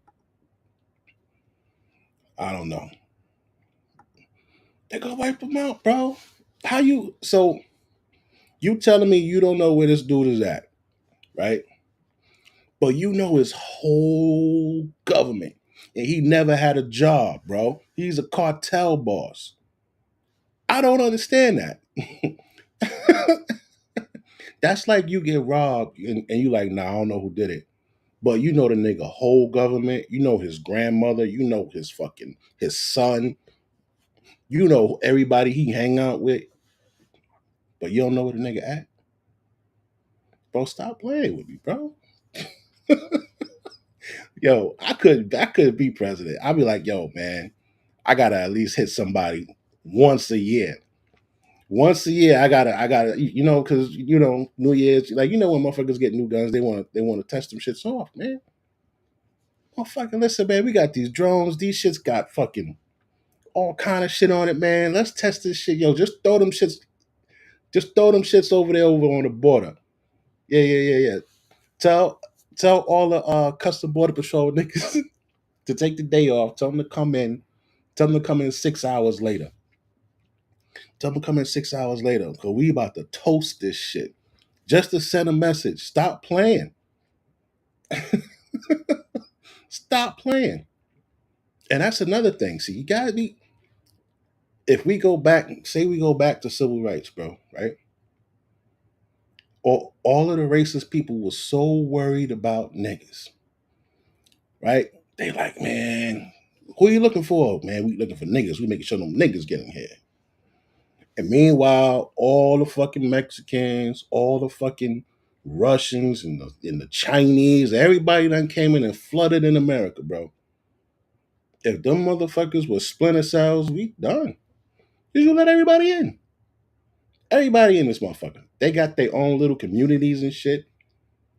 The Italians got Little Italy. The Mexicans got Little Mexico and Big Mexico all over, bro. You got to make an example, bro. Send some fucking yeah. They want that money. Listen, who the hell? The crack in the '80s thing. What was that thing? It was some kind of program or something, and they needed to raise some money for some war or some shit. So they was selling crack in the U.S. Yeah, them motherfucker rich as fuck, me. Rich as fuck. I'm Torres III, his father and his uncle. Torres had gone to visit his father's ranch just inside Mexico. There was this chick, bro, Love Dorsey, right? And she was on this show called Big Facts. She was talking to one of the hosts of the podcast. And she was like, "Yo, y'all don't understand. Angle look different on y'all." So she was like, "Yo, you ever see a white dude angry? Yeah, look angry. Yeah, he angry. You see Chinese dude angry? Ah, yeah, he angry. You see a nigga angry? It's just different, bro. I don't know if it's the color. I don't know what it is. But when you see an angry nigga, like when they had this nigga here, and I'm like, oh nah, get that nigga out of here. Yeah, nah. This angle look different on this nigga here. Where he at? Where that motherfucker at? This nigga here. This a different angle, bro. Nah, that's intimidating, bro. To every other person in the world, get that nigga out of here. May 14th, when armed gunmen snatched all 3 men. They have not been seen or heard from since.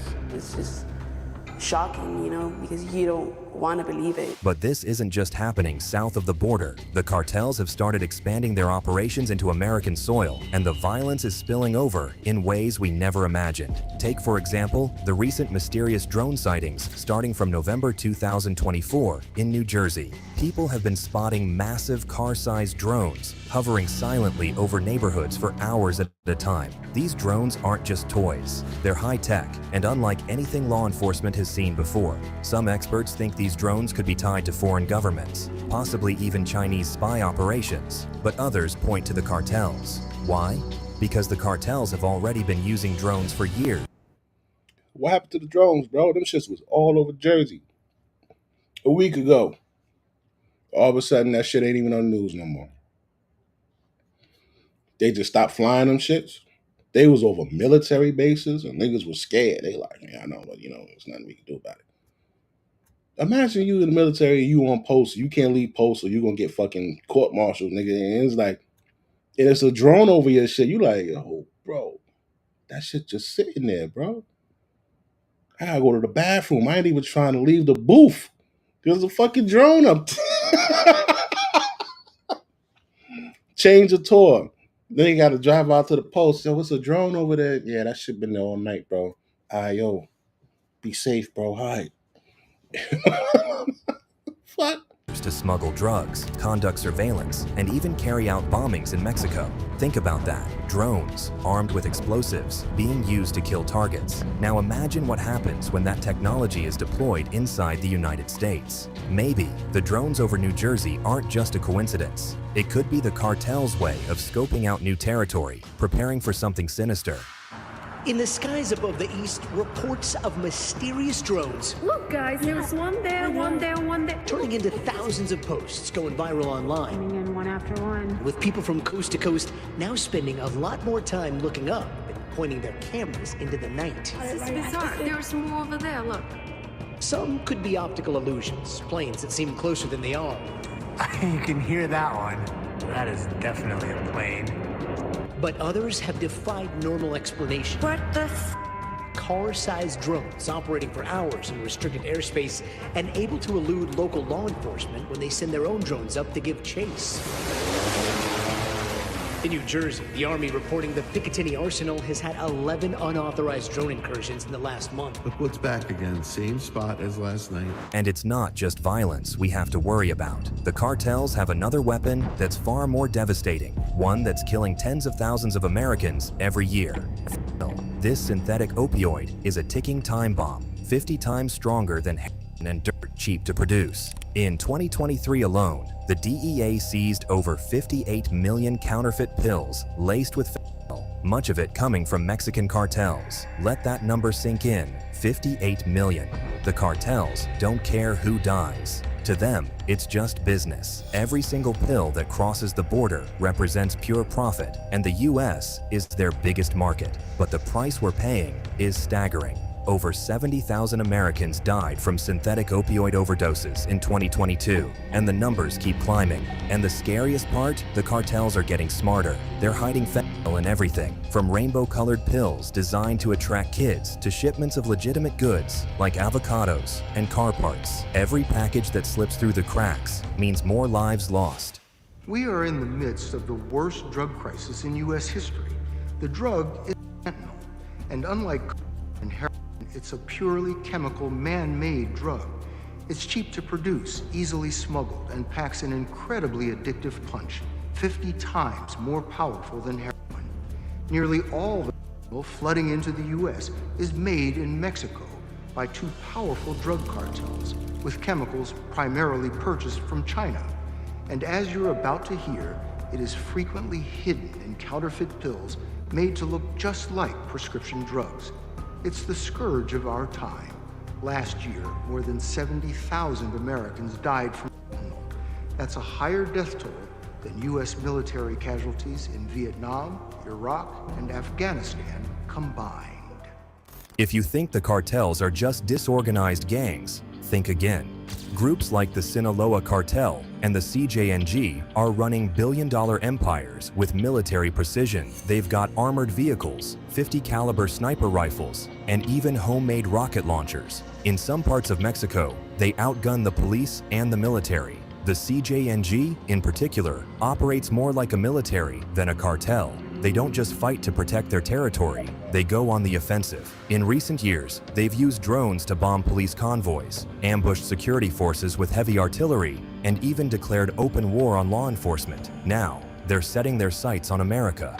Border Patrol agents are reporting record numbers of violent encounters, with cartel smugglers becoming more aggressive and better armed. And the violence isn't just confined to the border. Cities like Phoenix, Houston, and Los Angeles are seeing cartel-linked gangs taking over neighborhoods, intimidating witnesses, and spreading their poison. Mexico is being ravaged by violence from deadly drug cartels. 90,000 people missing and hundreds of thousands murdered. Yo creo que la violencia no iba a acabar porque tenemos que imponer el terreno a nosotros, pues. The multi-billion-dollar industry of narco-trafficking is one of Mexico's biggest exports. The most powerful is the Sinaloa cartel. Almost the 70% of the world is infected by this cartel. The cartels are entrenched, with many in government and the military on the payroll. So why are the cartels targeting U.S. military personnel? It's simple. The cartels see the U.S. as their biggest threat, and they'll stop at nothing to send a message of fear. Killing or kidnapping a Marine makes headlines. It strikes fear into the hearts of law enforcement and military officials. But it also serves another purpose. It's a psychological tactic designed to make Americans think twice about crossing into cartel territory. But that's not all. These attacks are also about revenge. The U.S. has been ramping up its efforts to dismantle the cartels, from seizing their drug shipments to freezing their assets overseas. Yo, listen, bro, nigga, it's a war, B. What's up? Like, yo, I ain't scared, bro. We got so much shit. Niggas, yo, you niggas scared to use it. I don't see the problem. I personally think that a deal will be made because who will turn down billions?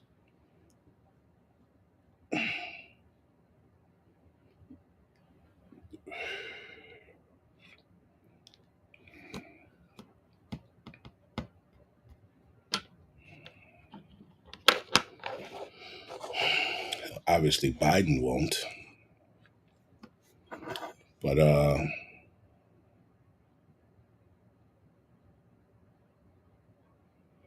like, I understand that these dudes is equipped with shit. They got drones, they got tanks, they got fucking 50 cal snipers. Yeah. I'm sure they know we could just like wipe them motherfuckers straight off the planet, bro. I don't understand. So like I said, man, we gotta have our hand in the same pot with them, bro. The U.S. gotta have a hand in the same in a pot with these niggas, because ain't no way you doing all this shit and I got all of this firepower and I can actually legally blow you the fuck up, bro. I don't see how this shit is going down.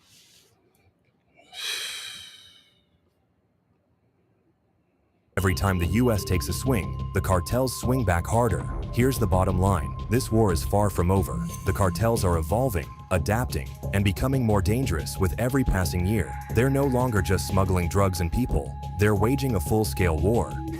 U.S. Border Patrol agents being warned of a revenge attack from the cartels. That after an agent ran into one of their members, the cartel member, with a car. Texas Border Sheriff Thaddeus Cleveland joins me. Sheriff, are these explicit threats of revenge? And what are you doing about it?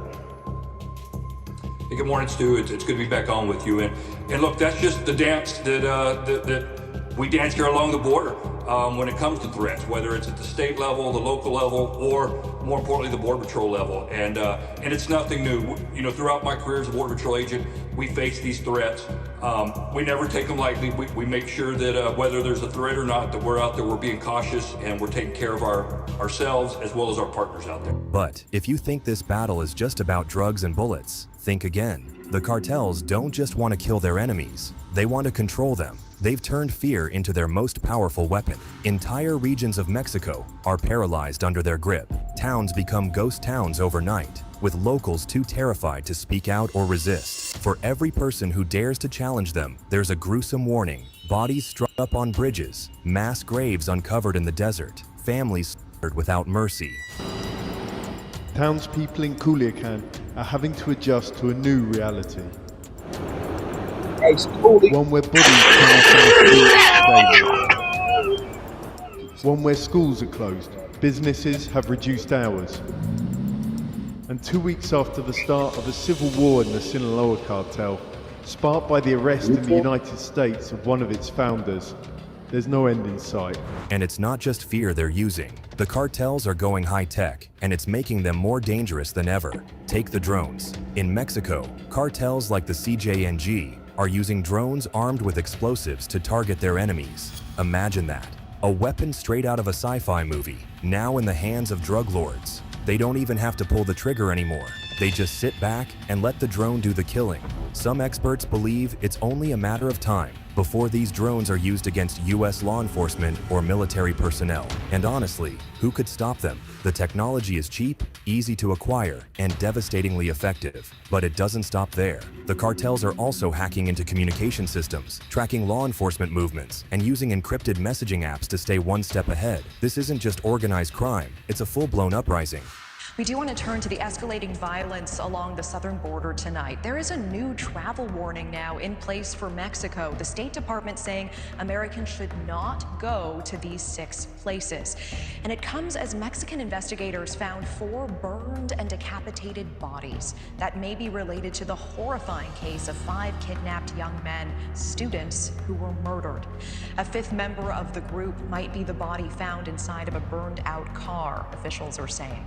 And we're also learning new details tonight about one of the country's most violent cartels having their hands on a so-called elite drone unit. Now, here's where things get even darker. Fighting the cartels isn't like fighting a traditional enemy. They don't play by the rules. In Mexico, the CJNG and other cartels have infiltrated every level of government, from local police departments to federal agencies. Corruption is so widespread that many raids and arrests are compromised before they even happen. And that corruption isn't stopping at the border. In one chilling case, the Mexican military tried to capture Ovidio Guzman, the son of El Chapo. But before they could reach him, cartel fighters were ready and waiting. Someone had tipped them off. What followed was pure chaos. Armed men flooded the streets of Culiacan, blocking roads, burning cars, and firing on soldiers. Civilians ran for their lives as the cartel turned the city into a war zone. To make things worse, they threatened to kill soldiers' families if Ovidio wasn't freed. The military had no choice. To stop the bloodshed, they let him go. That day, the cartel proved they were in charge, not the government. This is the reality for US agents working in Mexico. Every mission carries the risk of betrayal. Every raid is a gamble, and the cartels know it. Violence paralyzed the streets of a Mexican city yesterday as security forces traded gunfire with heavily armed members of a drug cartel.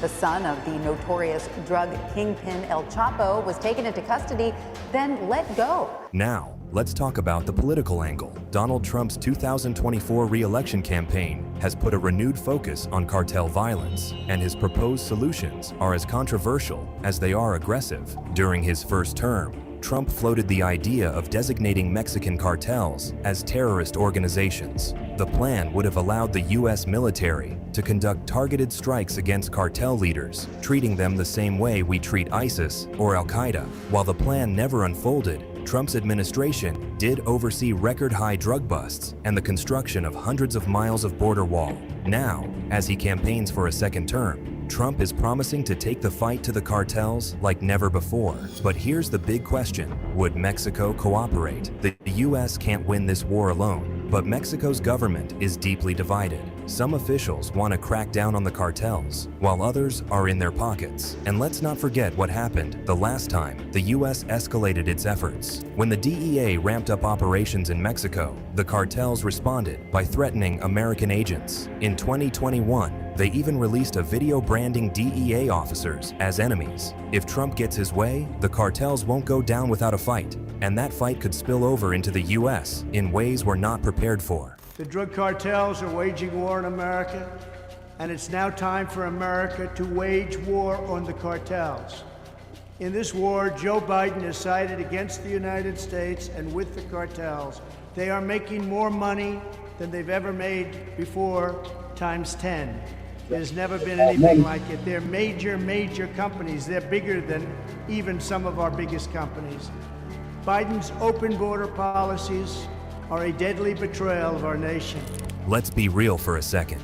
This isn't just about drugs or violence or even money. It's about control. The cartels already control huge parts of Mexico, and they're slowly creeping into the US. If we don't stop them now, they could take over entire neighborhoods, entire cities. We could even start seeing bombings and ambushes on American soil. The scariest part is that we might already be losing this war. The cartels are richer, more powerful, and better armed than ever before. And while the US is throwing everything it can at the problem, the sheer scale of the fight is overwhelming. There is hope though. US and Mexican task forces have taken down some major players. Nah, nigga,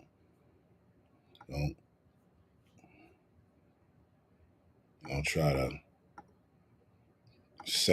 give hope now, motherfucker. You done told all this horrible shit, and I like what they're teaming up with. No mean shit.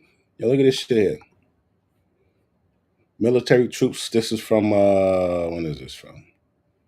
January 25th, 12:51 a.m. January 24th, 12:51 a.m. All right. Military troops begin arriving in El Paso, Texas, and San Diego, California on Thursday evening following President Donald Trump's decision to declare a national emergency at the southern border. The additional support of 1,500 active duty troops consists of 1,000 Army personnel and 500 Marines from Camp Pendleton in California who will get their assignments along the border upon arrival. This represents 60% increase in active duty ground forces since President Trump was sworn in Monday. There's already 2,500 members stationed at the southern border. So they just put another 1,000, just 3,500.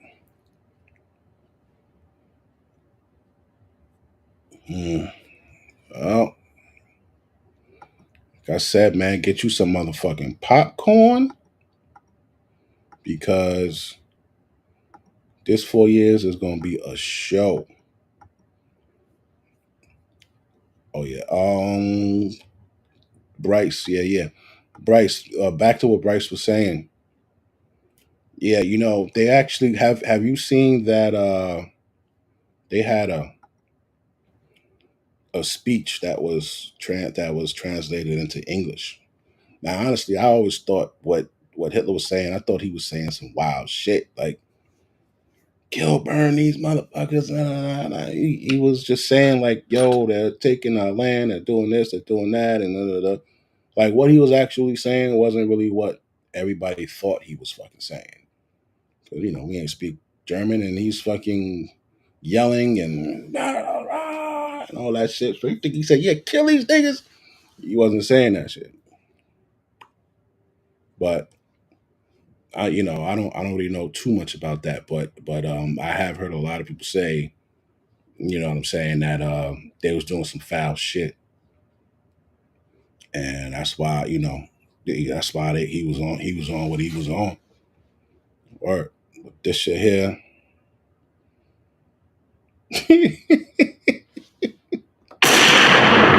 Yeah, that's just to us is just a motherfucker on fentanyl, kid. He right about that. Justice right about that. To us, it's just another motherfucker on fentanyl. And they mom might be tired of their ass too.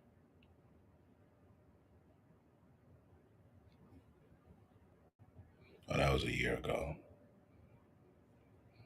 Executive orders declaring the cartels foreign terrorist organizations. The president was asked about boots on the ground. Take a listen.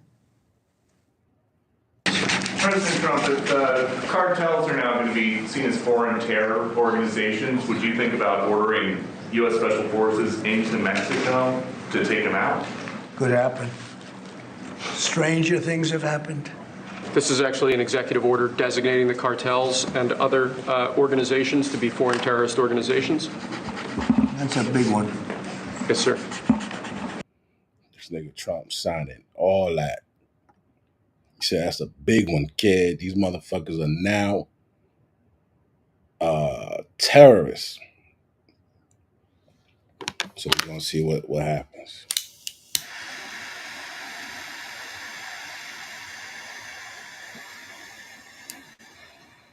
Rule 1. The most important rule of all. Don't get caught.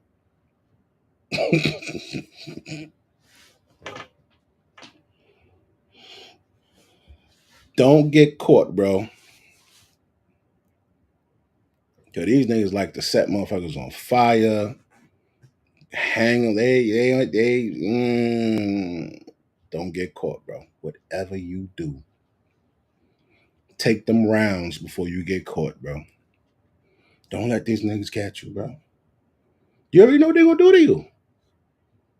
They're gonna chop you up, or they're gonna hang you. They're gonna set you on fire. Go out with a bang. Don't let them. You see how niggas be all calm and shit on they fucking knees and shit. Like you know you about to go, bro. Don't let them cut your head off and all. Like get up and run. Let them shoot you, man. Wiggle on the floor till they shoot you, bro. Because niggas is gonna torture you. Be ready to do the time. If you go over there and you get your orders and you look at that motherfucking sheet of paper and it says, yeah, nigga, 0 old dark 30 report to fucking command because you're going to Mexico. Man, that's when you gotta make the decision. You say, yo, bro, I gotta make it back home no matter what. No matter what, I gotta make it back home. And go over there, don't get caught, bro. Everybody a plate. Kids, women, all of them. Everybody a plate, bro. Don't go over there. I'm not gonna shoot any women, nigga. If you ain't learned from Al Qaeda and all the motherfuckers, chicks walking up look, they had like a little and I think even in Vietnam too, yeah. They had little kids walking up, giving the soldiers like teddy bears and shit, little dolls and shit like that, and it was a fucking bomb.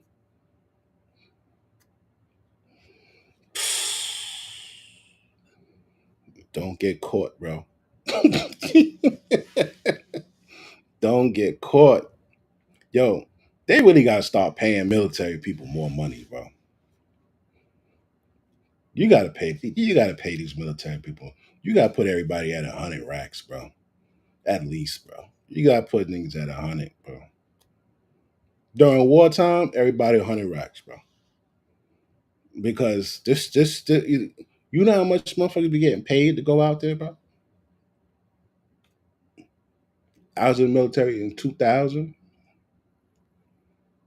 My salary, bro, 2000, my salary was, I wasn't even getting $300 every 2 weeks, bro.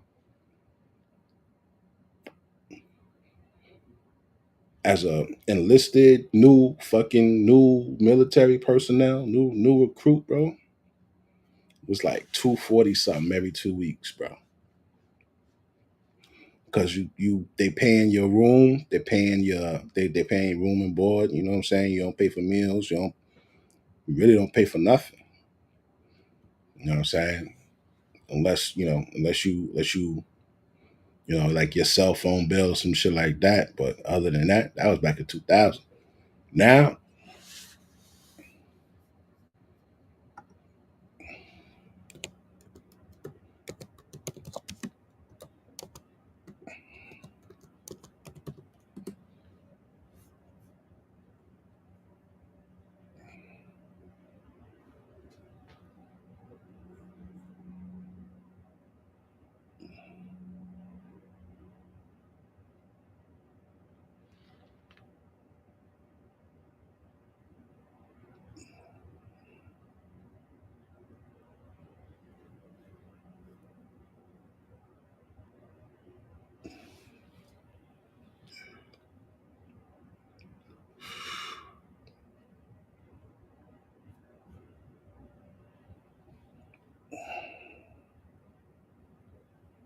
it's not what I'm looking for.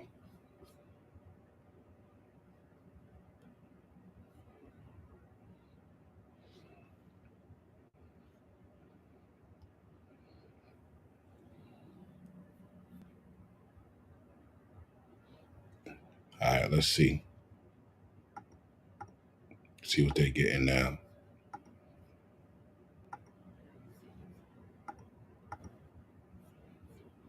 Now,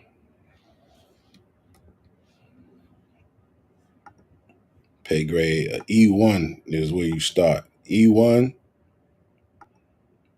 active duty. Let's say the motherfucker started April. Say he got a year in. Let's say 2023.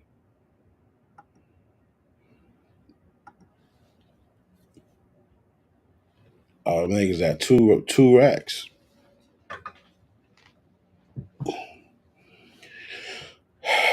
They at $2,000 a month. That's $1,000 every fucking what do you call that? That's $1,000 every fucking 2 weeks after taxes. So now they shit like they getting like $800, bro. You get like $800 after taxes a check. When I was in, my shit was like 240 something. 22 years later, that shit went up $600. Yo, you see that? Bro.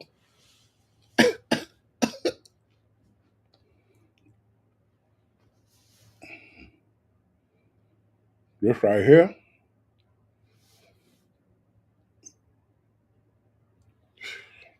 Don't get caught.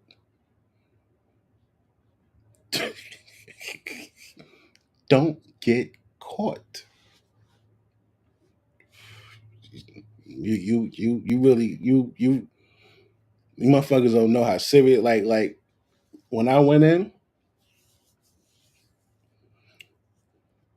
it was just 8 hour tour. You did your little job and you went home. When that 9/11 shit kicked off, bro,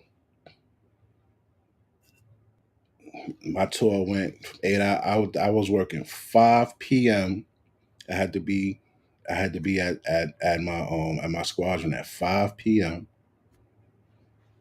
and we worked till fucking 6 a.m. And niggas ain't get there till like 6:30, 6:40. You got back to the squadron like 6:50. Then you gotta turn your weapon in. Then you go get your bag and shit. Then you go home.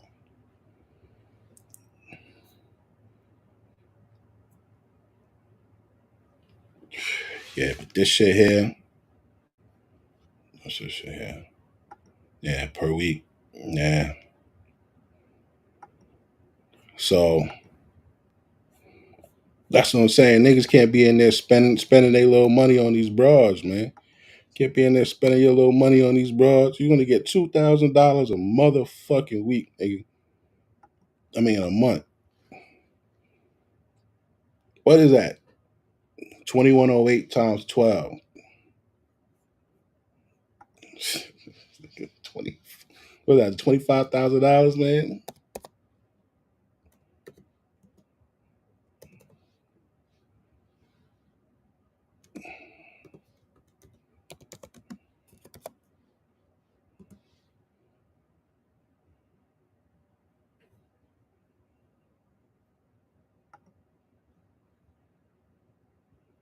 25,000, bro. 25,296.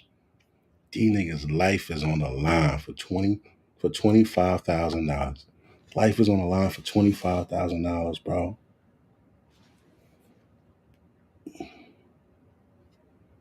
It's over. It's over. Man, that shit. Let me see who making the money in there. Who making the money in there? You gotta be an officer, bro. Officer, this O1E. That's like the O1. That's like a lieutenant. All right, he getting 4,000 a month. So his pay probably like 1,500. His pay probably like 1,500 every 2 weeks. But he had to go to college for 4 years to get a degree just to get. He had to go to college for 4 years just to get a degree, just to get $1,500 every 2 weeks. That's crazy. That's crazy. Let's see.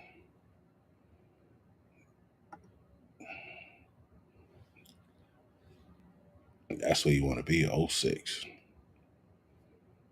You got to go in as an officer. You go in as and enlisted, the E8, the E8, and like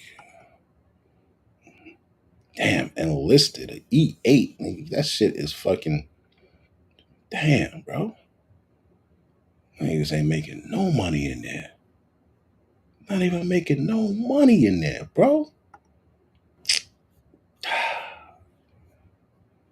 It's not making no. Oh man, bro, you was making no money, and you out there, man. They gotta raise these motherfuckers. That's for it. That's it for E8, bro. That's crazy. That's it for E8. That's crazy, man. Shit, man. When I was in E8, that's a master sergeant in the Air Force. That's a master sergeant. That nigga was only getting damn, bro. Oh, if you go in the military, best thing to do is go in the military, learn some shit. Go to in the Air Force is AIT, but go to whatever the technical school is, learn that shit, do your 4 years, get out and apply for the job and the shit. You'll get way more working in the civilian world than you will working in the military. But in the military, you don't gotta pay. Like if you stay on base, you don't gotta pay. You gotta pay when you move off base, and they'll give you a little extra shit called COLA, cost of living allowance, if you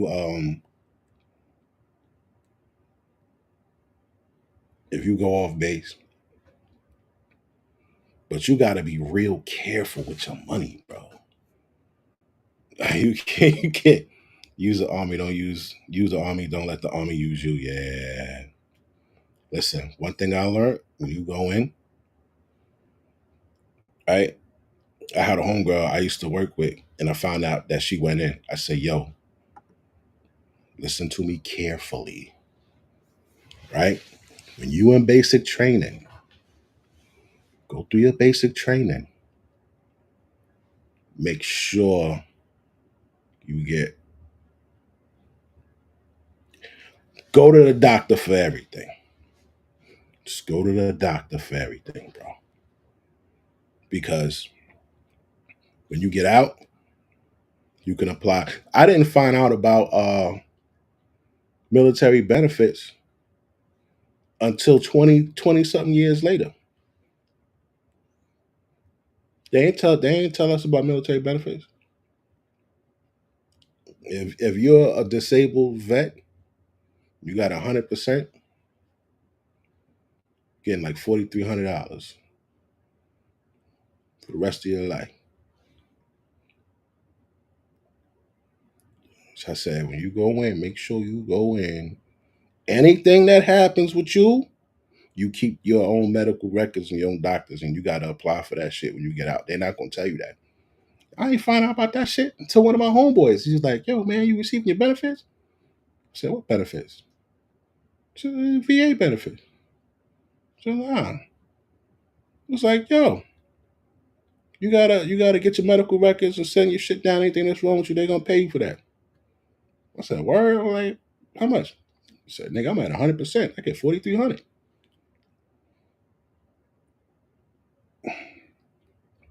I'm at 100%. I'm at 100%, Bob. That's the only thing you like just said. You gotta you know what I'm saying. You gotta use them. Don't let them use because they gonna use the shit out of you. They gonna use the shit out of you, and you will get fucked up in there. You will. One of the reasons why I haven't slept good since I left that shit, bro. I remember they used to do shit like at night, right? When you finally get to bed, niggas used to come in and fuck with y'all at night and shit. So you be sleeping. Next thing you know, niggas is banging garbage cans and throwing shit and blowing whistles and yelling. So you waking up out of bed startled, bro. Like, bro, that should fuck you up, bro. That should fuck you. That should fuck you up. You can't sleep, bro. I haven't. I like what time is it now? It's 1:38. Normally I'd be up about 5, 6, bro. I still don't sleep good. I can't sleep, bro. I gotta lock the door. Like my bedroom door. I got a lock on my bedroom door, bro. Because it's always like a unsafe feeling, bro. You always feel like something or somebody is going just like run down on you while you sleep, bro.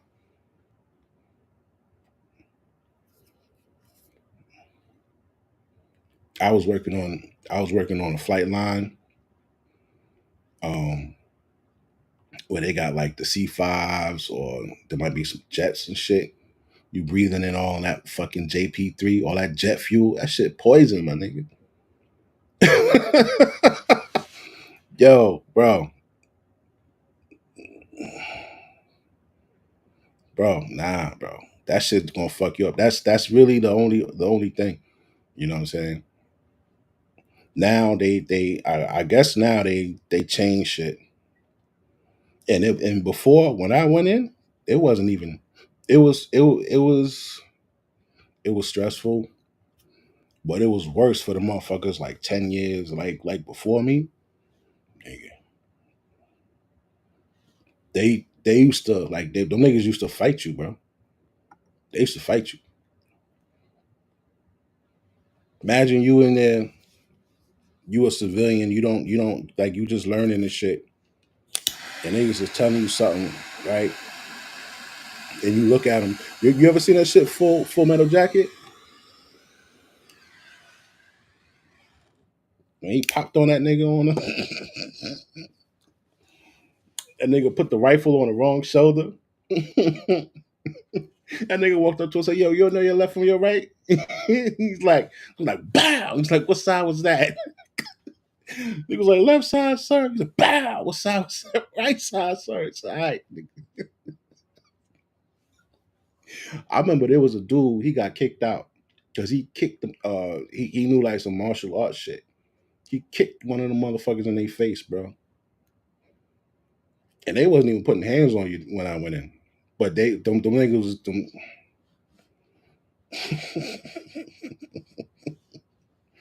oh, the niggas is disrespectful, B.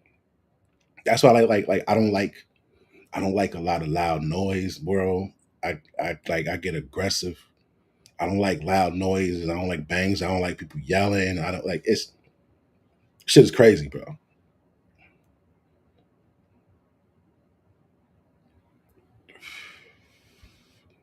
Yeah, you go in with a plan. I'm gonna get my money. Oh yeah, them bitches are sluts in there, bro.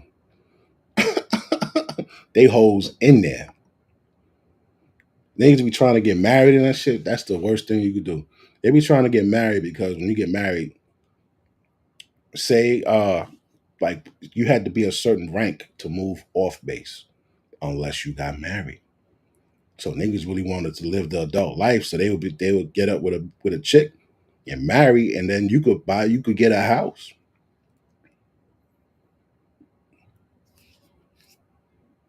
Some motherfuckers was getting houses with some bitch, and then next thing you know, they getting a divorce because that shit ain't work out. Motherfuckers get married 2, 3 times. Man, that shit is rough. That's why I get them people they respect, bro. I do. 'Cause when you go in there, especially if you don't got no what you call it, if you don't got no guidance, bro. Like if you ain't had you know a dad or older brother or a male figure to like teach you about broads, and you go in there, Every job the broads come off. They always come up. She could fucking get pregnant. She could, do all kind of shit. If she looked decent, some nigga gonna want to snatch her up and let her work in the office, all kind of shit, man.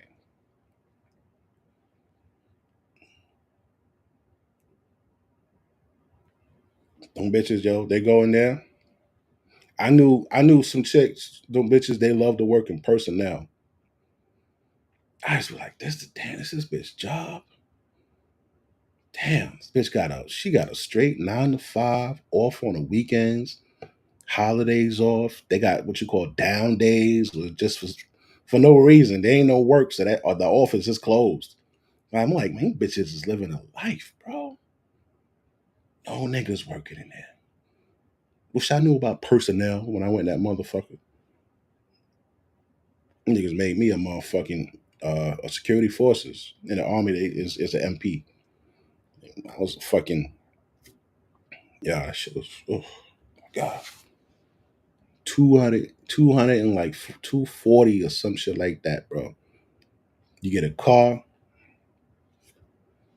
that's where your money going, eh? Your money going to the car, insurance and gas. They're gonna give you a loan. Oh, they're gonna give you a loan. You're gonna be a hungry nigga with a car and no gas on that bitch. Ain't no overtime in the ain't no overtime.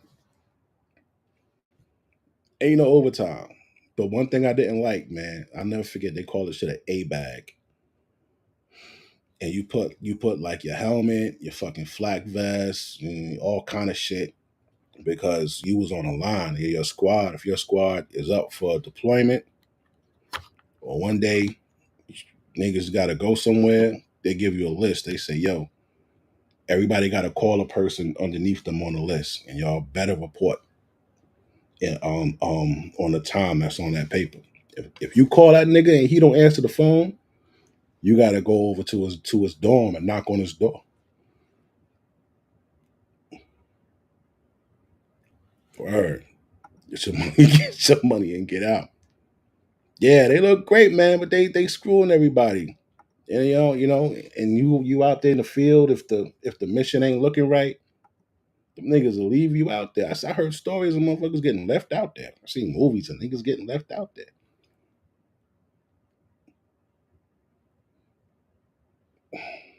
Niggas talking about, oh, the helicopter was down by friendly fire. Shit wasn't down from no friendly fire, nigga. They just left them niggas out there, bro. Just left them niggas out there. Shit is crazy. You gotta be careful. You don't know this shit till you get out. People have wanted to do this for years. So they are now designated as terrorist organizations, foreign. And Mexico probably doesn't want that. But we have to do what's right. All right, Jonathan, when he says stranger things have happened, what does it look like, assuming the president declares war, and he has a lot of powers to do that, with Congress, depending on how it works, of targeted drone strikes on cartel leaders, Navy SEAL raids, Delta Force, whatever it is, raids on drug lab production facilities, fentanyl trafficking organizations? Well, first of all, Leland, he doesn't have to declare war because these individuals are on a terrorist list now. The United States is technically in a offensive as well as defensive position now, and they can bring all of the assets the United States has to bear, which includes intel, military, and also the white collar aspect of this, because people have to realize these cartels are businesses. If they're not making money, they're not going to exist. And so now the United States can look at them the same way they look at Iran, for instance, and go after their financials. Although the difference here is that primarily cartels are a cash business, but they can start to go after them and the nations in which they're in and put pressure on them and start working this systematically. When I was in Colombia, we led training missions, and we were not allowed to go in there as a military operation No, I because get that. because it was a law I enforcement get that, operation. Jonathan. My question, though, is how difficult really is it? I mean, when we think about these cartels, and they are gangs, in many cases, they have armies that are better equipped than, say, the Mexican military. But it wouldn't really take that much, would it, if the order was given to go down to Mexico and start knocking some heads, a few drone strikes, a couple raids, and the cartels might have a problem recruiting people all of a sudden, wouldn't they? Well, hell no, the niggas ain't gonna have a problem recruiting nobody. Nigga, it's either how Beanie Siegel said, get down or get laid down. they don't. That's American thinking, bro. Oh, yeah. Problem recruiting. Problem recruiting. This ain't the U.S. This ain't Army recruiting station. No, nigga, get down and lay down. Yo, we need you and your brother. Nah, I don't want to. I don't want to join the cartel. All right, I'm gonna kill your whole family, nigga. This is all right. Yeah, that's how they do that shit. Ain't no having problem recruiting with them niggas. I had looked that up. So listen to how this shit reads. Right, this shit reads: Pat Tillman, former NFL star, was killed by friendly fire in Afghanistan, April 22nd. Right. The U.S. Army Criminal Investigation concluded that Tillman was shot by fellow soldiers in confusion. So, how was he shot by fellow soldiers in confusion? Let's see. Tillman's platoon was split up after an Army Humvee broke down. All right, so the Army Humvee broke down, so they got out and split up.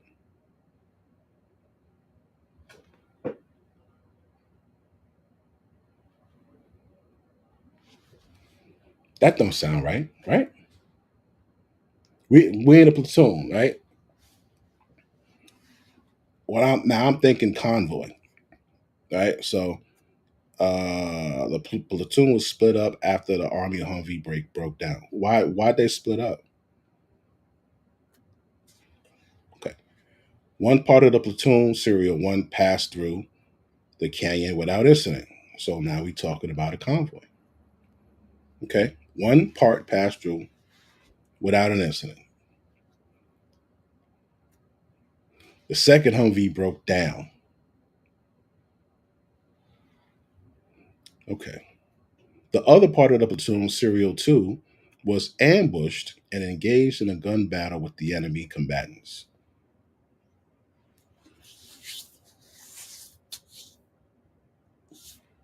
So we in a platoon, we going down the road, whatever. We pass through their fucking area, boom. Then all of a sudden, this nigga shit breaks down. Okay.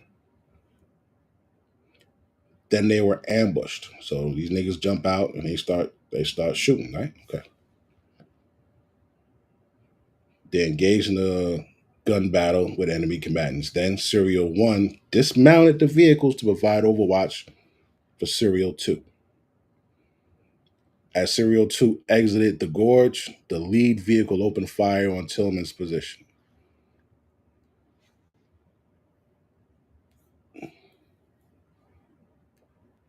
Tillman's attempts to signal his comrades. Tillman shouted and threw smoke grenade to signal his comrades to stop shooting.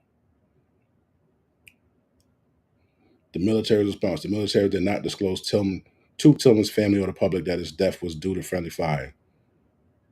The Army ordered Tillman's fellow soldiers to lie to his peers about the circumstances. The Tillman's mother, Mary, has been searching for the truth about her son's death. She said that the deception surrounding the case was an insult to the family.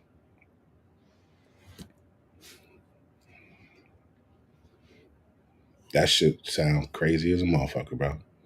It sound crazy as fuck, bro. That shit. Nope. And I don't mean to laugh at, but I'm laughing at the fucking shit that they're telling people, bro.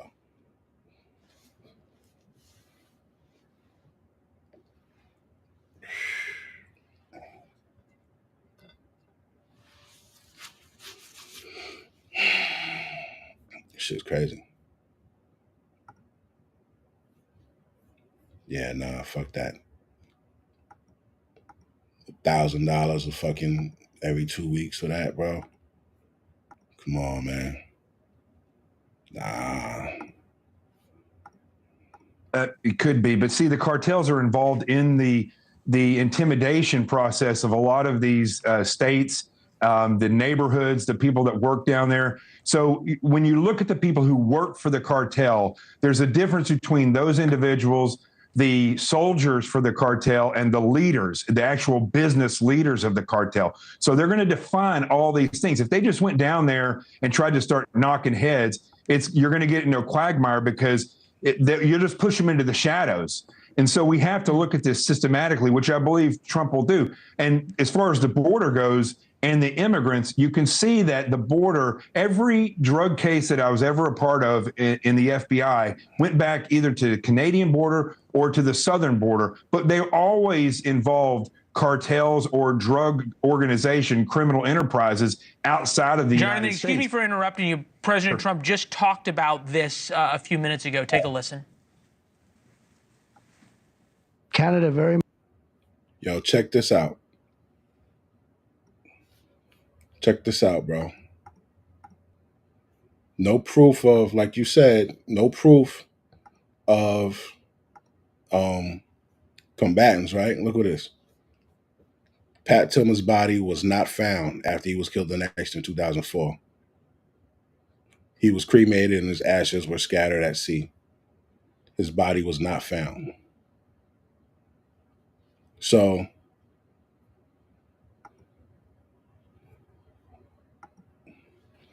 to me, it sounded like they left him there, bro. I don't know, I wasn't there. You know what I'm saying?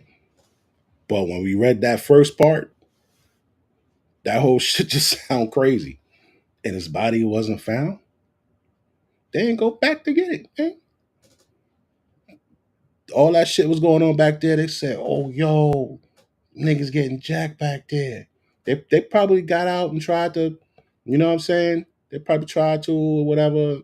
And they for some reason, bro, his body wasn't found.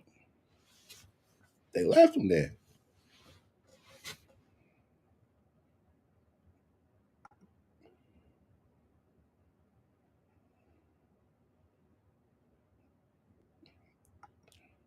Yeah, he was, you know, he was a little crazy to go do that. He was an NFL player. I get it, man. But yo, super gung ho. Probably thought he was gonna come back. You feel me? And you know, come back and finish playing, and shit was gonna be great because that's a hell of a story. You left the NFL, you went to go fight in a war. You come back, like you was a super fucking hero, man. That's the Captain America movie. They could have made a movie out of that shit.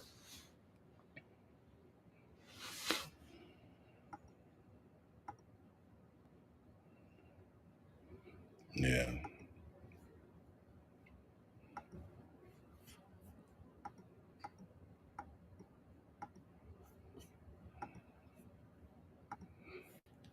Very much so. They've allowed millions and millions of people to come into our country that shouldn't be here. They could have stopped them, and they didn't.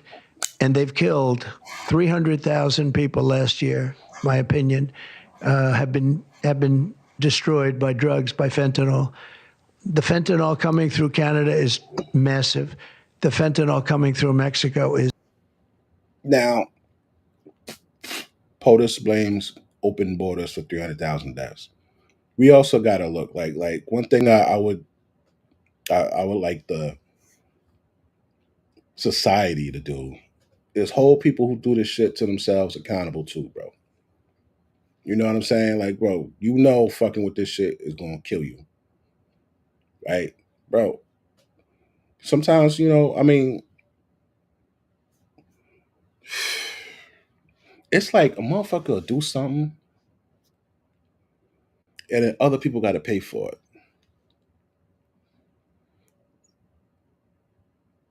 Like a motherfucker want to commit suicide. Oh, he committed suicide. They weren't watching and they weren't this. Yo, if this person wants to take himself out, he gonna take himself out, dog. Even if I gotta do 15-minute tours on this one guy, once I do that one tour, he know he got 15 minutes before I do the next tour. There ain't no reviving nobody after they've been fucking deprived of oxygen to the brain for 15 minutes, or they jump with a noose around their neck and break their neck. It's really nothing, bro. It's nothing you can do.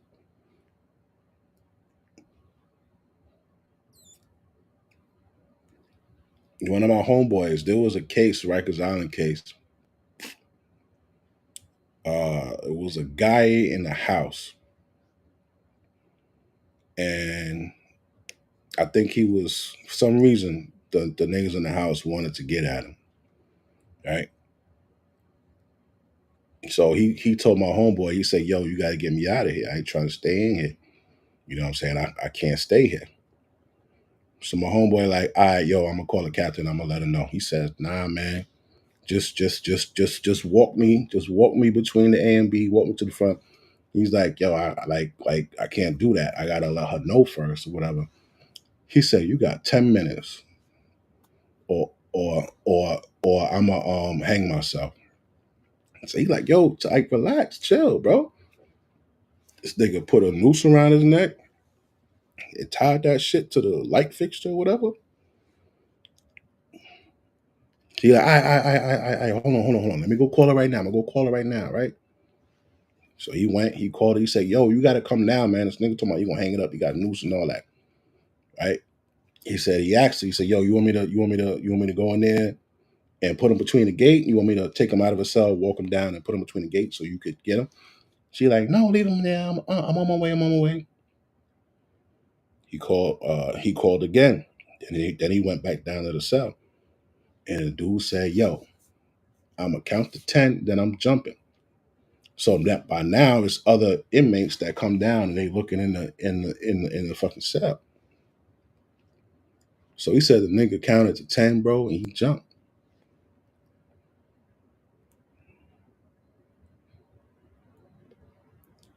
So he like, "Oh shit." Then the captain comes in. So he like, yo, he just jumped. He like, "Yo, open the cell." Right? He said, "Open the cell." And the captain was like, "No, don't open the cell," because she thought he was playing, because niggas be playing games like that. Like 99% of the time a nigga say he gonna jump, he's not gonna do it right there in front of you. He's trying to get out of the house. 99% of the time. This was that 1%er. Nigga say, "Yo, I'm gonna count to 10 and I'm gonna jump." So because she said don't open the cell, I mean he was dead. He was going anyway. My homeboy was like, "Yo, he was still alive though, bro. He was still alive, but you know what I'm saying? Like if she'd have let me open the cell, I'd have been able to go in there and cut him down." The captain's logic was like, if you'd opened the cell, they would have went in there and killed him anyway. So she walked down there, she saw him hanging. This is his words. She saw him hanging. And then she went back to the bubble or whatever. I guess she called somebody or something. And then by the time the motherfuckers came, they opened the cell, cut him down, put him on the shit. That nigga was dead, bro. Homeboy saw that shit. They gave her, I forgot how much time they gave her. They locked her ass up. She was convicted. My homeboy was going back and forth to court, and they were mad at him. They were mad at him, and like because the nigga told what happened, bro. So the captain's union, they got a union and shit. They was mad at the officer, right? So after he was at a spot with me. We was there for like 2 years and shit. So when that shit was over and he went back to the regular jails, they was like fucking with that nigga. The captain was just like, yo, that's the nigga that snitched. Yo, bros. It only take 9 minutes. George Floyd told us this. It don't even take 9 minutes, bro. Don't even take that. His shit just happened to be last 9 minutes. Nigga could be gone, bro, in seconds. I remember when I first started that job, one fucker caught me like that twice. But he was stunting because he didn't want to be in the fucking box. And he caught me twice. First time he was like, yo, I'm gonna hang myself. He tied the shit around his neck. And then when you first start, you don't know. Like you ain't never seen no shit like that. I didn't know, like, yo, man, the thickness of because they'll take a sheet, rip the sheet, and then they'll and they can make a fucking they can make a string, right? They'll make a string, or they can make it as thick as they want to like twist it, and then they make the shit, right? But I'm like, nah, this nigga ain't do it. So then when I took him out, right, I said, all right, man, turn around. So he turned around, he put his hands through the little slot, I cuffed him up, I took him out. Then the nigga started laughing. Nigga started laughing. He was like, I'm out of here, nigga. You already got me on camera. They already see you walking me down. So I'm like, oh, this nigga got me. Second time, nigga was like, yo, I told you I can't do this. I can't do this box shit, yo. He said, I ain't gonna hang myself. I'm gonna jump. I'm gonna bang my head right on this fucking thing. Nigga did it again. After that, I said, before I open the cell, bro, I gotta see you swinging like this. So when niggas condition you to be like that, bro, I'm like, yeah, nah, this nigga. I'm like, nah. I was trying to get into corrections with my credit score. What? What you were trying to get into the feds? Because I tried to get into the feds, and them niggas hit me with that too. Bitch pulled my credit report up right in front of me, bro. I said, oh, I know I got this shit. I said, I know I'm gonna get this shit. I start thinking about what how I'm gonna be spending this money and shit. I said, I know I'm gonna get this shit.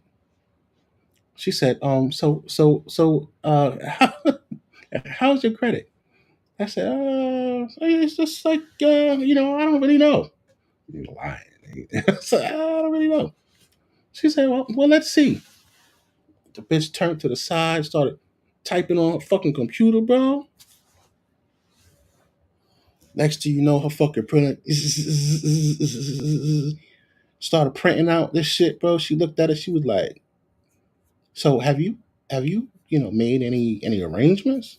If I'd have said, yeah, I made arrangements, she would have hired me because I've set in place. She said I'd have been showing that I was making efforts to pay. Right? I was like, nah. She saw that shit. She was like, no. Went to Rikers Island. It was like, you good? Come on in. She was like, you good? But that Fed shit, nah, they wasn't with it. They wasn't because the Feds, man, them fuckers. It's a lot of corruption in there. Them motherfuckers got some bread. You gotta be having some Italian niggas and shit in there. They're like, yeah, nah, man, it's this motherfucker broke. He got all this debt. Somebody offer him 25,000. He gonna bring in a goddamn mother load. Word. Rikers? The city? Don't worry about it. Yeah. Don't worry about it, man. Don't worry about that. Word. Is massive, and people are getting killed, and families are being destroyed. If President Trump, and it seems to be in the process of quote unquote sealing the southern border, how much of a crimp does that put on the cartels that may make going after their drug trade easier? It makes a tremendous impact, or it is a tremendous impact on their ability to move their product. If we look at this as a business, into the United States, which is their biggest buyer. And so blocking the border, putting a wall there on the southern border means that you are causing their main delivery avenue a disruption. So that is exactly what we need to start doing, is looking at these individual ways. But I have to point this out, Leland. This is not now, because they've designated these individuals as terrorists. It's not just a law enforcement issue. It's now a national security issue. And so that puts all the assets at play, which is way different than the cartel issue in Colombia before this issue arose. You think about it just in terms of terrorism, it's about time, right? You at some point with fentanyl deaths, you're having a 9/11 every 11 days. Thanks for watching. Go to joinnn.com to find News Nation on your television provider. And first, I will declare a... See, now they jumping the gun. U.S. President Donald Trump could launch airstrikes. And that's what I'm saying, bro. That's what I'm saying. He could launch airstrikes in there. Send some fucking missiles over there, bro. Boom. Send about fucking 50 missiles over there, bro. Yo, why they look so... Yo, they some hateful motherfuckers. Yo, you see her sitting there? That bitch is mad. Look at yo, she is mad. They both mad as fuck. They like Hillary ass. Look at Hillary ass. That's a gangster bitch, boy. That's the most gangster white chick I ever seen, bro. Hillary? Bitch be killing niggas. Remember the shit with the emails? Everybody who was supposed to testify, some shit like that, ended up drowning in shit and all this wild, weird shit. Like, how this nigga drown? He was about to go testify. Now this nigga's dead. Look at these motherfuckers here. She is just tight. Look at Bill. I'm just like, all right, my man Trump. Hillary ass back there. Shit crazy. National emergency at our southern border.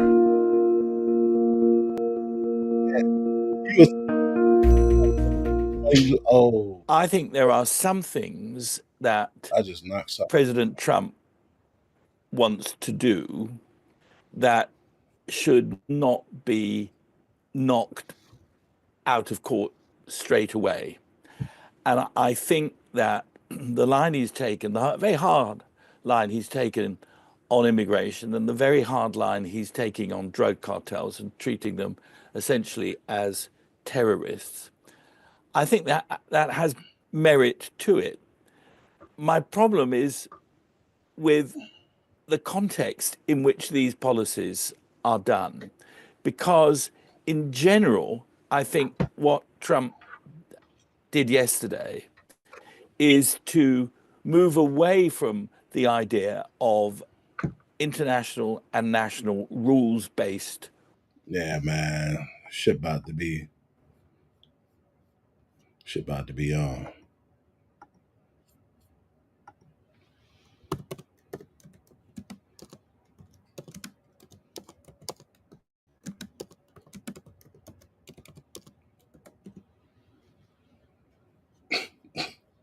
This nigga's just sitting there cracking jokes, bro. He just sitting there cracking jokes. Barack laughing his ass off. What exactly did they say to each other? The world wants to know what political rivals Donald Trump and Barack Obama were chatting about at Jimmy Carter's funeral. They sure looked friendly. They chuckled like old buddies. Trump even made Obama laugh. So what did they say? We enlisted the services of a court-certified forensic lip reader to find out. According to lip reader Jeremy Freeman, Obama says to Trump, "I can't talk. We have to find a quiet place. This is a matter of importance, and we need to do this outside so that we can deal with it, certainly today." At one point, Trump says, "I've pulled out of that. It's the conditions." Can you imagine that? It's unclear what Trump is referring to. The most awkward moment at the funeral may have come when former VP Mike Pence and Trump came face to face for the first time in 4 years. Pence refused to endorse Trump for president following their falling out from the January 6, 2021 riots. Trump and Pence looked civil with each other. Pence says, "Good to see you," and shakes hands. Then he greets Melania with a "good to see you." And check out Pence's wife, Karen. She does not interact with the Trumps and stares straight ahead.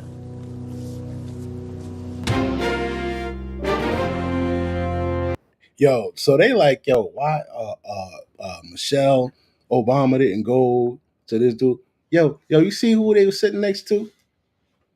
She don't fuck with Trump, man. Remember when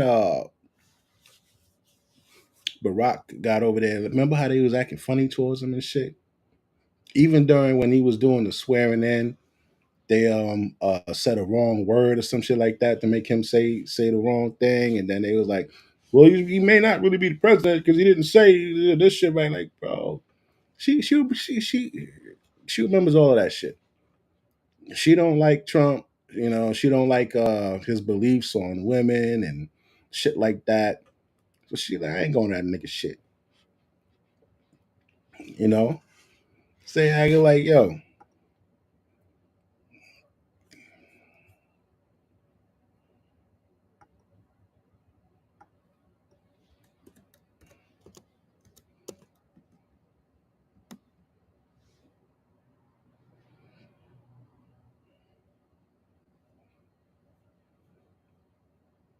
this fucking Kamala bitch.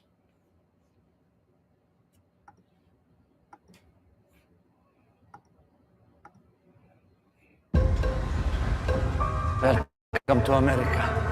What do you think?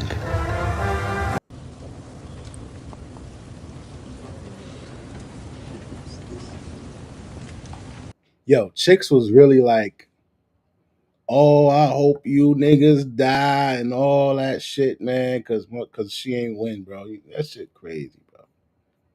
Those was some angry freaking people. Angry as hell. Like, how the fuck, even if 100% of us voted, nigga, she still wouldn't win. We only fucking 6.5% in the country. There's still 93.5% left, man. What the fuck wrong with these bitches, bro?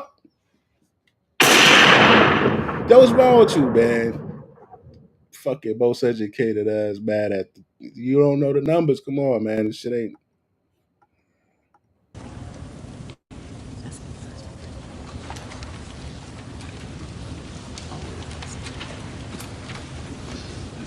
You're like, yeah, you sit over there.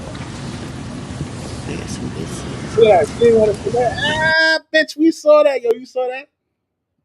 She didn't want to sit next to him. She walked in first, and then she pushed her old boy to go in there because she didn't want to sit next to Trump. All right, yeah, you go.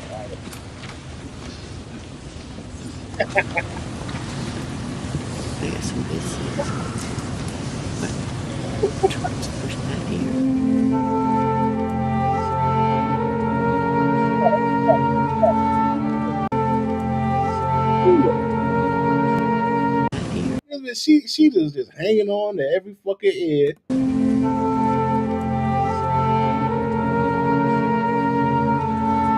Rolling her eyes. What you mad at?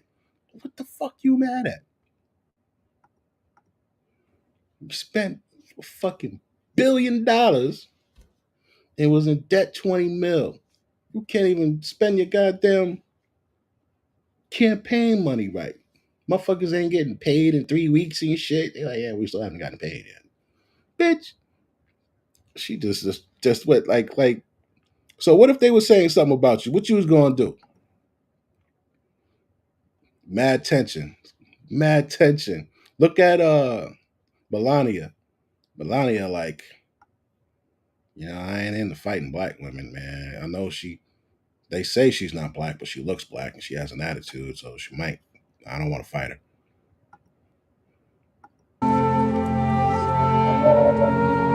Look at this lady right here. She is laughing. You see her?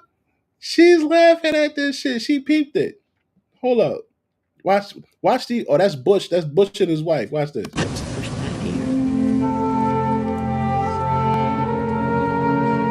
Look right at Kamala.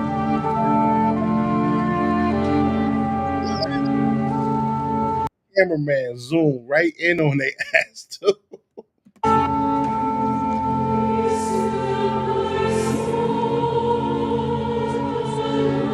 Oh, they sound good. Who they got there?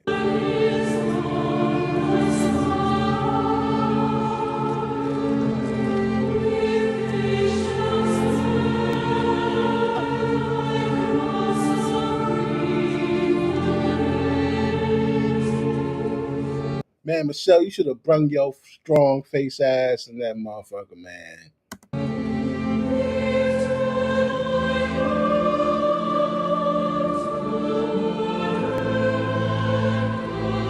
This shit, yo, this scene says a lot. Hillary is the only one comfortable, me. Everybody else sitting there stone faced. All the other women is just like just shutting up. Hillary over there talking shit. This bitch, look how she turned around, man. She was so mad. Look how she just turned. Ain't nobody talking to you back here? Ain't nobody talking to you back here. Oh man, hold on. I gotta take a screenshot of this shit. Hold on.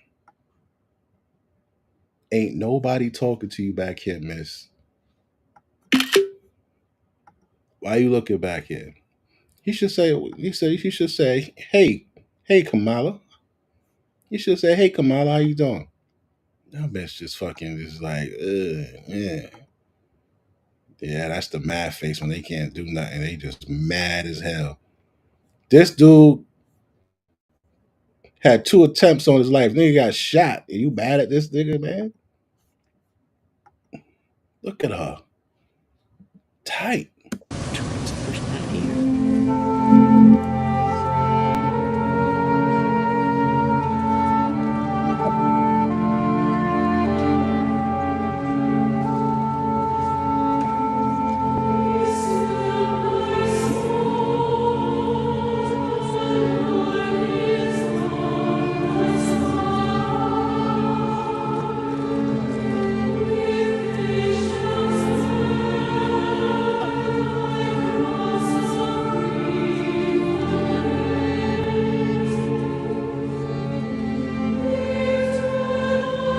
Really?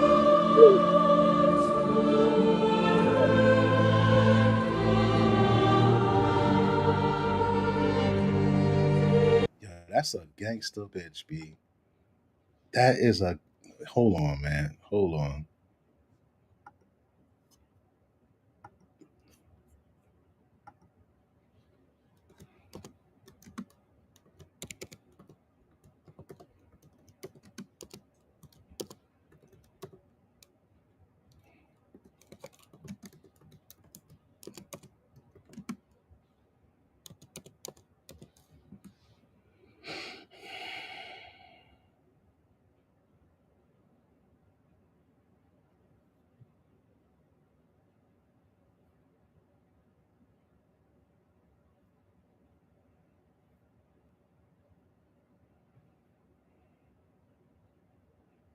Oh shit! What they said?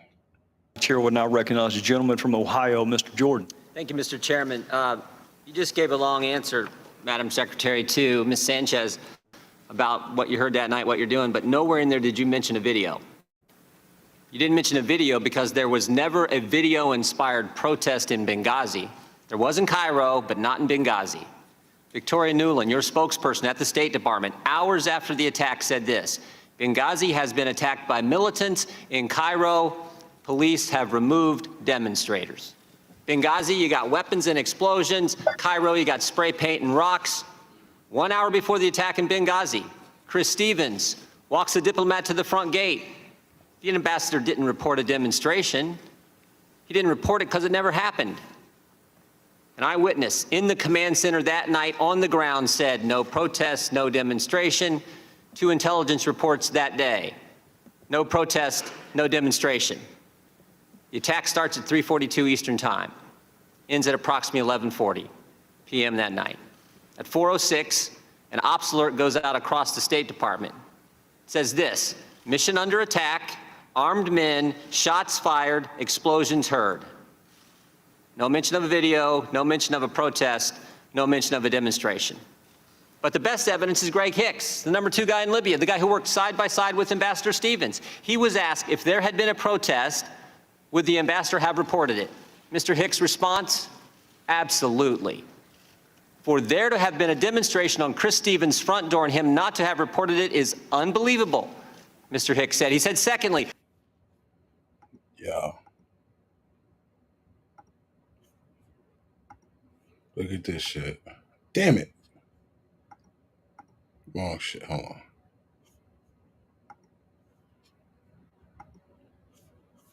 This shit says the Clinton body count is a conspiracy theory centered around a belief that former U.S. President Bill Clinton and his wife, former U.S. Secretary Hillary Clinton, have secretly had the political opponents murdered, often to look like suicides, totaling as many as 50 or more listed victims, bro. Yo.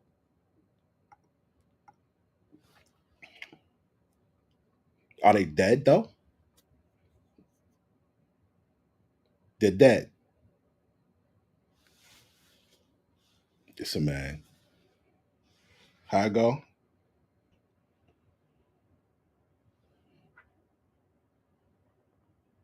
It's not what you know, it's what you can prove. It's not what you know, it's what you can prove, man. They can't prove she did it, bro. The motherfuckers is turning up dead around this broad. Look at her face. if it She like, I'm about to kill this nigga next. had been reported, he would have been out the back door within. Look at her, bro.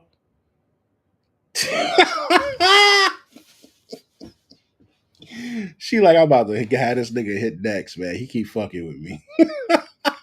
In minutes, and there was a back gate. Everything points to a terrorist attack.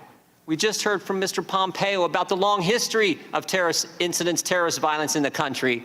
And yet 5 days later, Susan Rice goes on 5 TV shows, and she says this: Benghazi was a spontaneous reaction as a consequence of a video. Does she say anything? A statement we all know is false. But don't take my word. Fighting for their lives. The official statement of the State Department. Mentioned, Congressman, there was. Damn, that bitch deep. That bitch voice deeper than a motherfucker. A very large protest against our embassy in Cairo. Protesters breached the walls. They tore down the American flag. And it was of grave concern to us because the inflammatory video had been shown on Egyptian television, which has a broader reach than just inside Egypt. And if you look at what I said, I referred to the video that night in a very specific way. I said, some have sought to justify the attack because of the video. I used those words deliberately, not to ascribe a motive to every attacker, but as a warning to those across the region that there was no justification for further attacks. And in fact, during the course of that week, we had many attacks that were all about the video. We had people breaching. Yeah, man. I fuck with Hillary, man. The bitch a gangster. But yo, I'm about to wrap it up, man. I appreciate y'all coming out, stepping out. Don't forget, we see why the ADL ain't fuck with Elon, because he said, I'm gonna sue you motherfuckers for $4 billion, right? Another recap on Trump signing the bill concerning child support and filing taxes. And the live I did 2 nights ago, I said that shit was false, and then I found a video of the guy saying it was false. That Trump child support stuff, I made it up. I made it up 6 days ago. It's going viral. My video alone has 12 million on TikTok and 1 million on Instagram. But I was just making it up in my car because I said, have y'all heard Trump just passed? I said, I'm paraphrasing, but I said, Trump just tweeted that if you pay child support, the baby daddy get income tax. What? And I said that, and all of a sudden it went wildfire. I'm saying duplicates of the video, people using my sound, some people just creating their own narrative of it. but it's fake. He didn't pass nothing. It's a good conversation that everybody having, but it's fake. So I just want y'all to know I'm the original person that did that. I was playing around. Thank y'all for the conversation, the dialogue. You can go check it out, like I said, on my TikTok or on my Instagram. I pinned it, so it's like the top video. And it's people just tick off, so don't believe it. It's fake. Ha ha. Yeah, that's about it, baby. These just jokes, baby. All right. So yo, man, I'm about to leave, and thanks for showing up. I'm gonna holler at y'all probably tomorrow. Peace. Yo, Justin Young, everybody else that's up in here, man. Peace to y'all, man.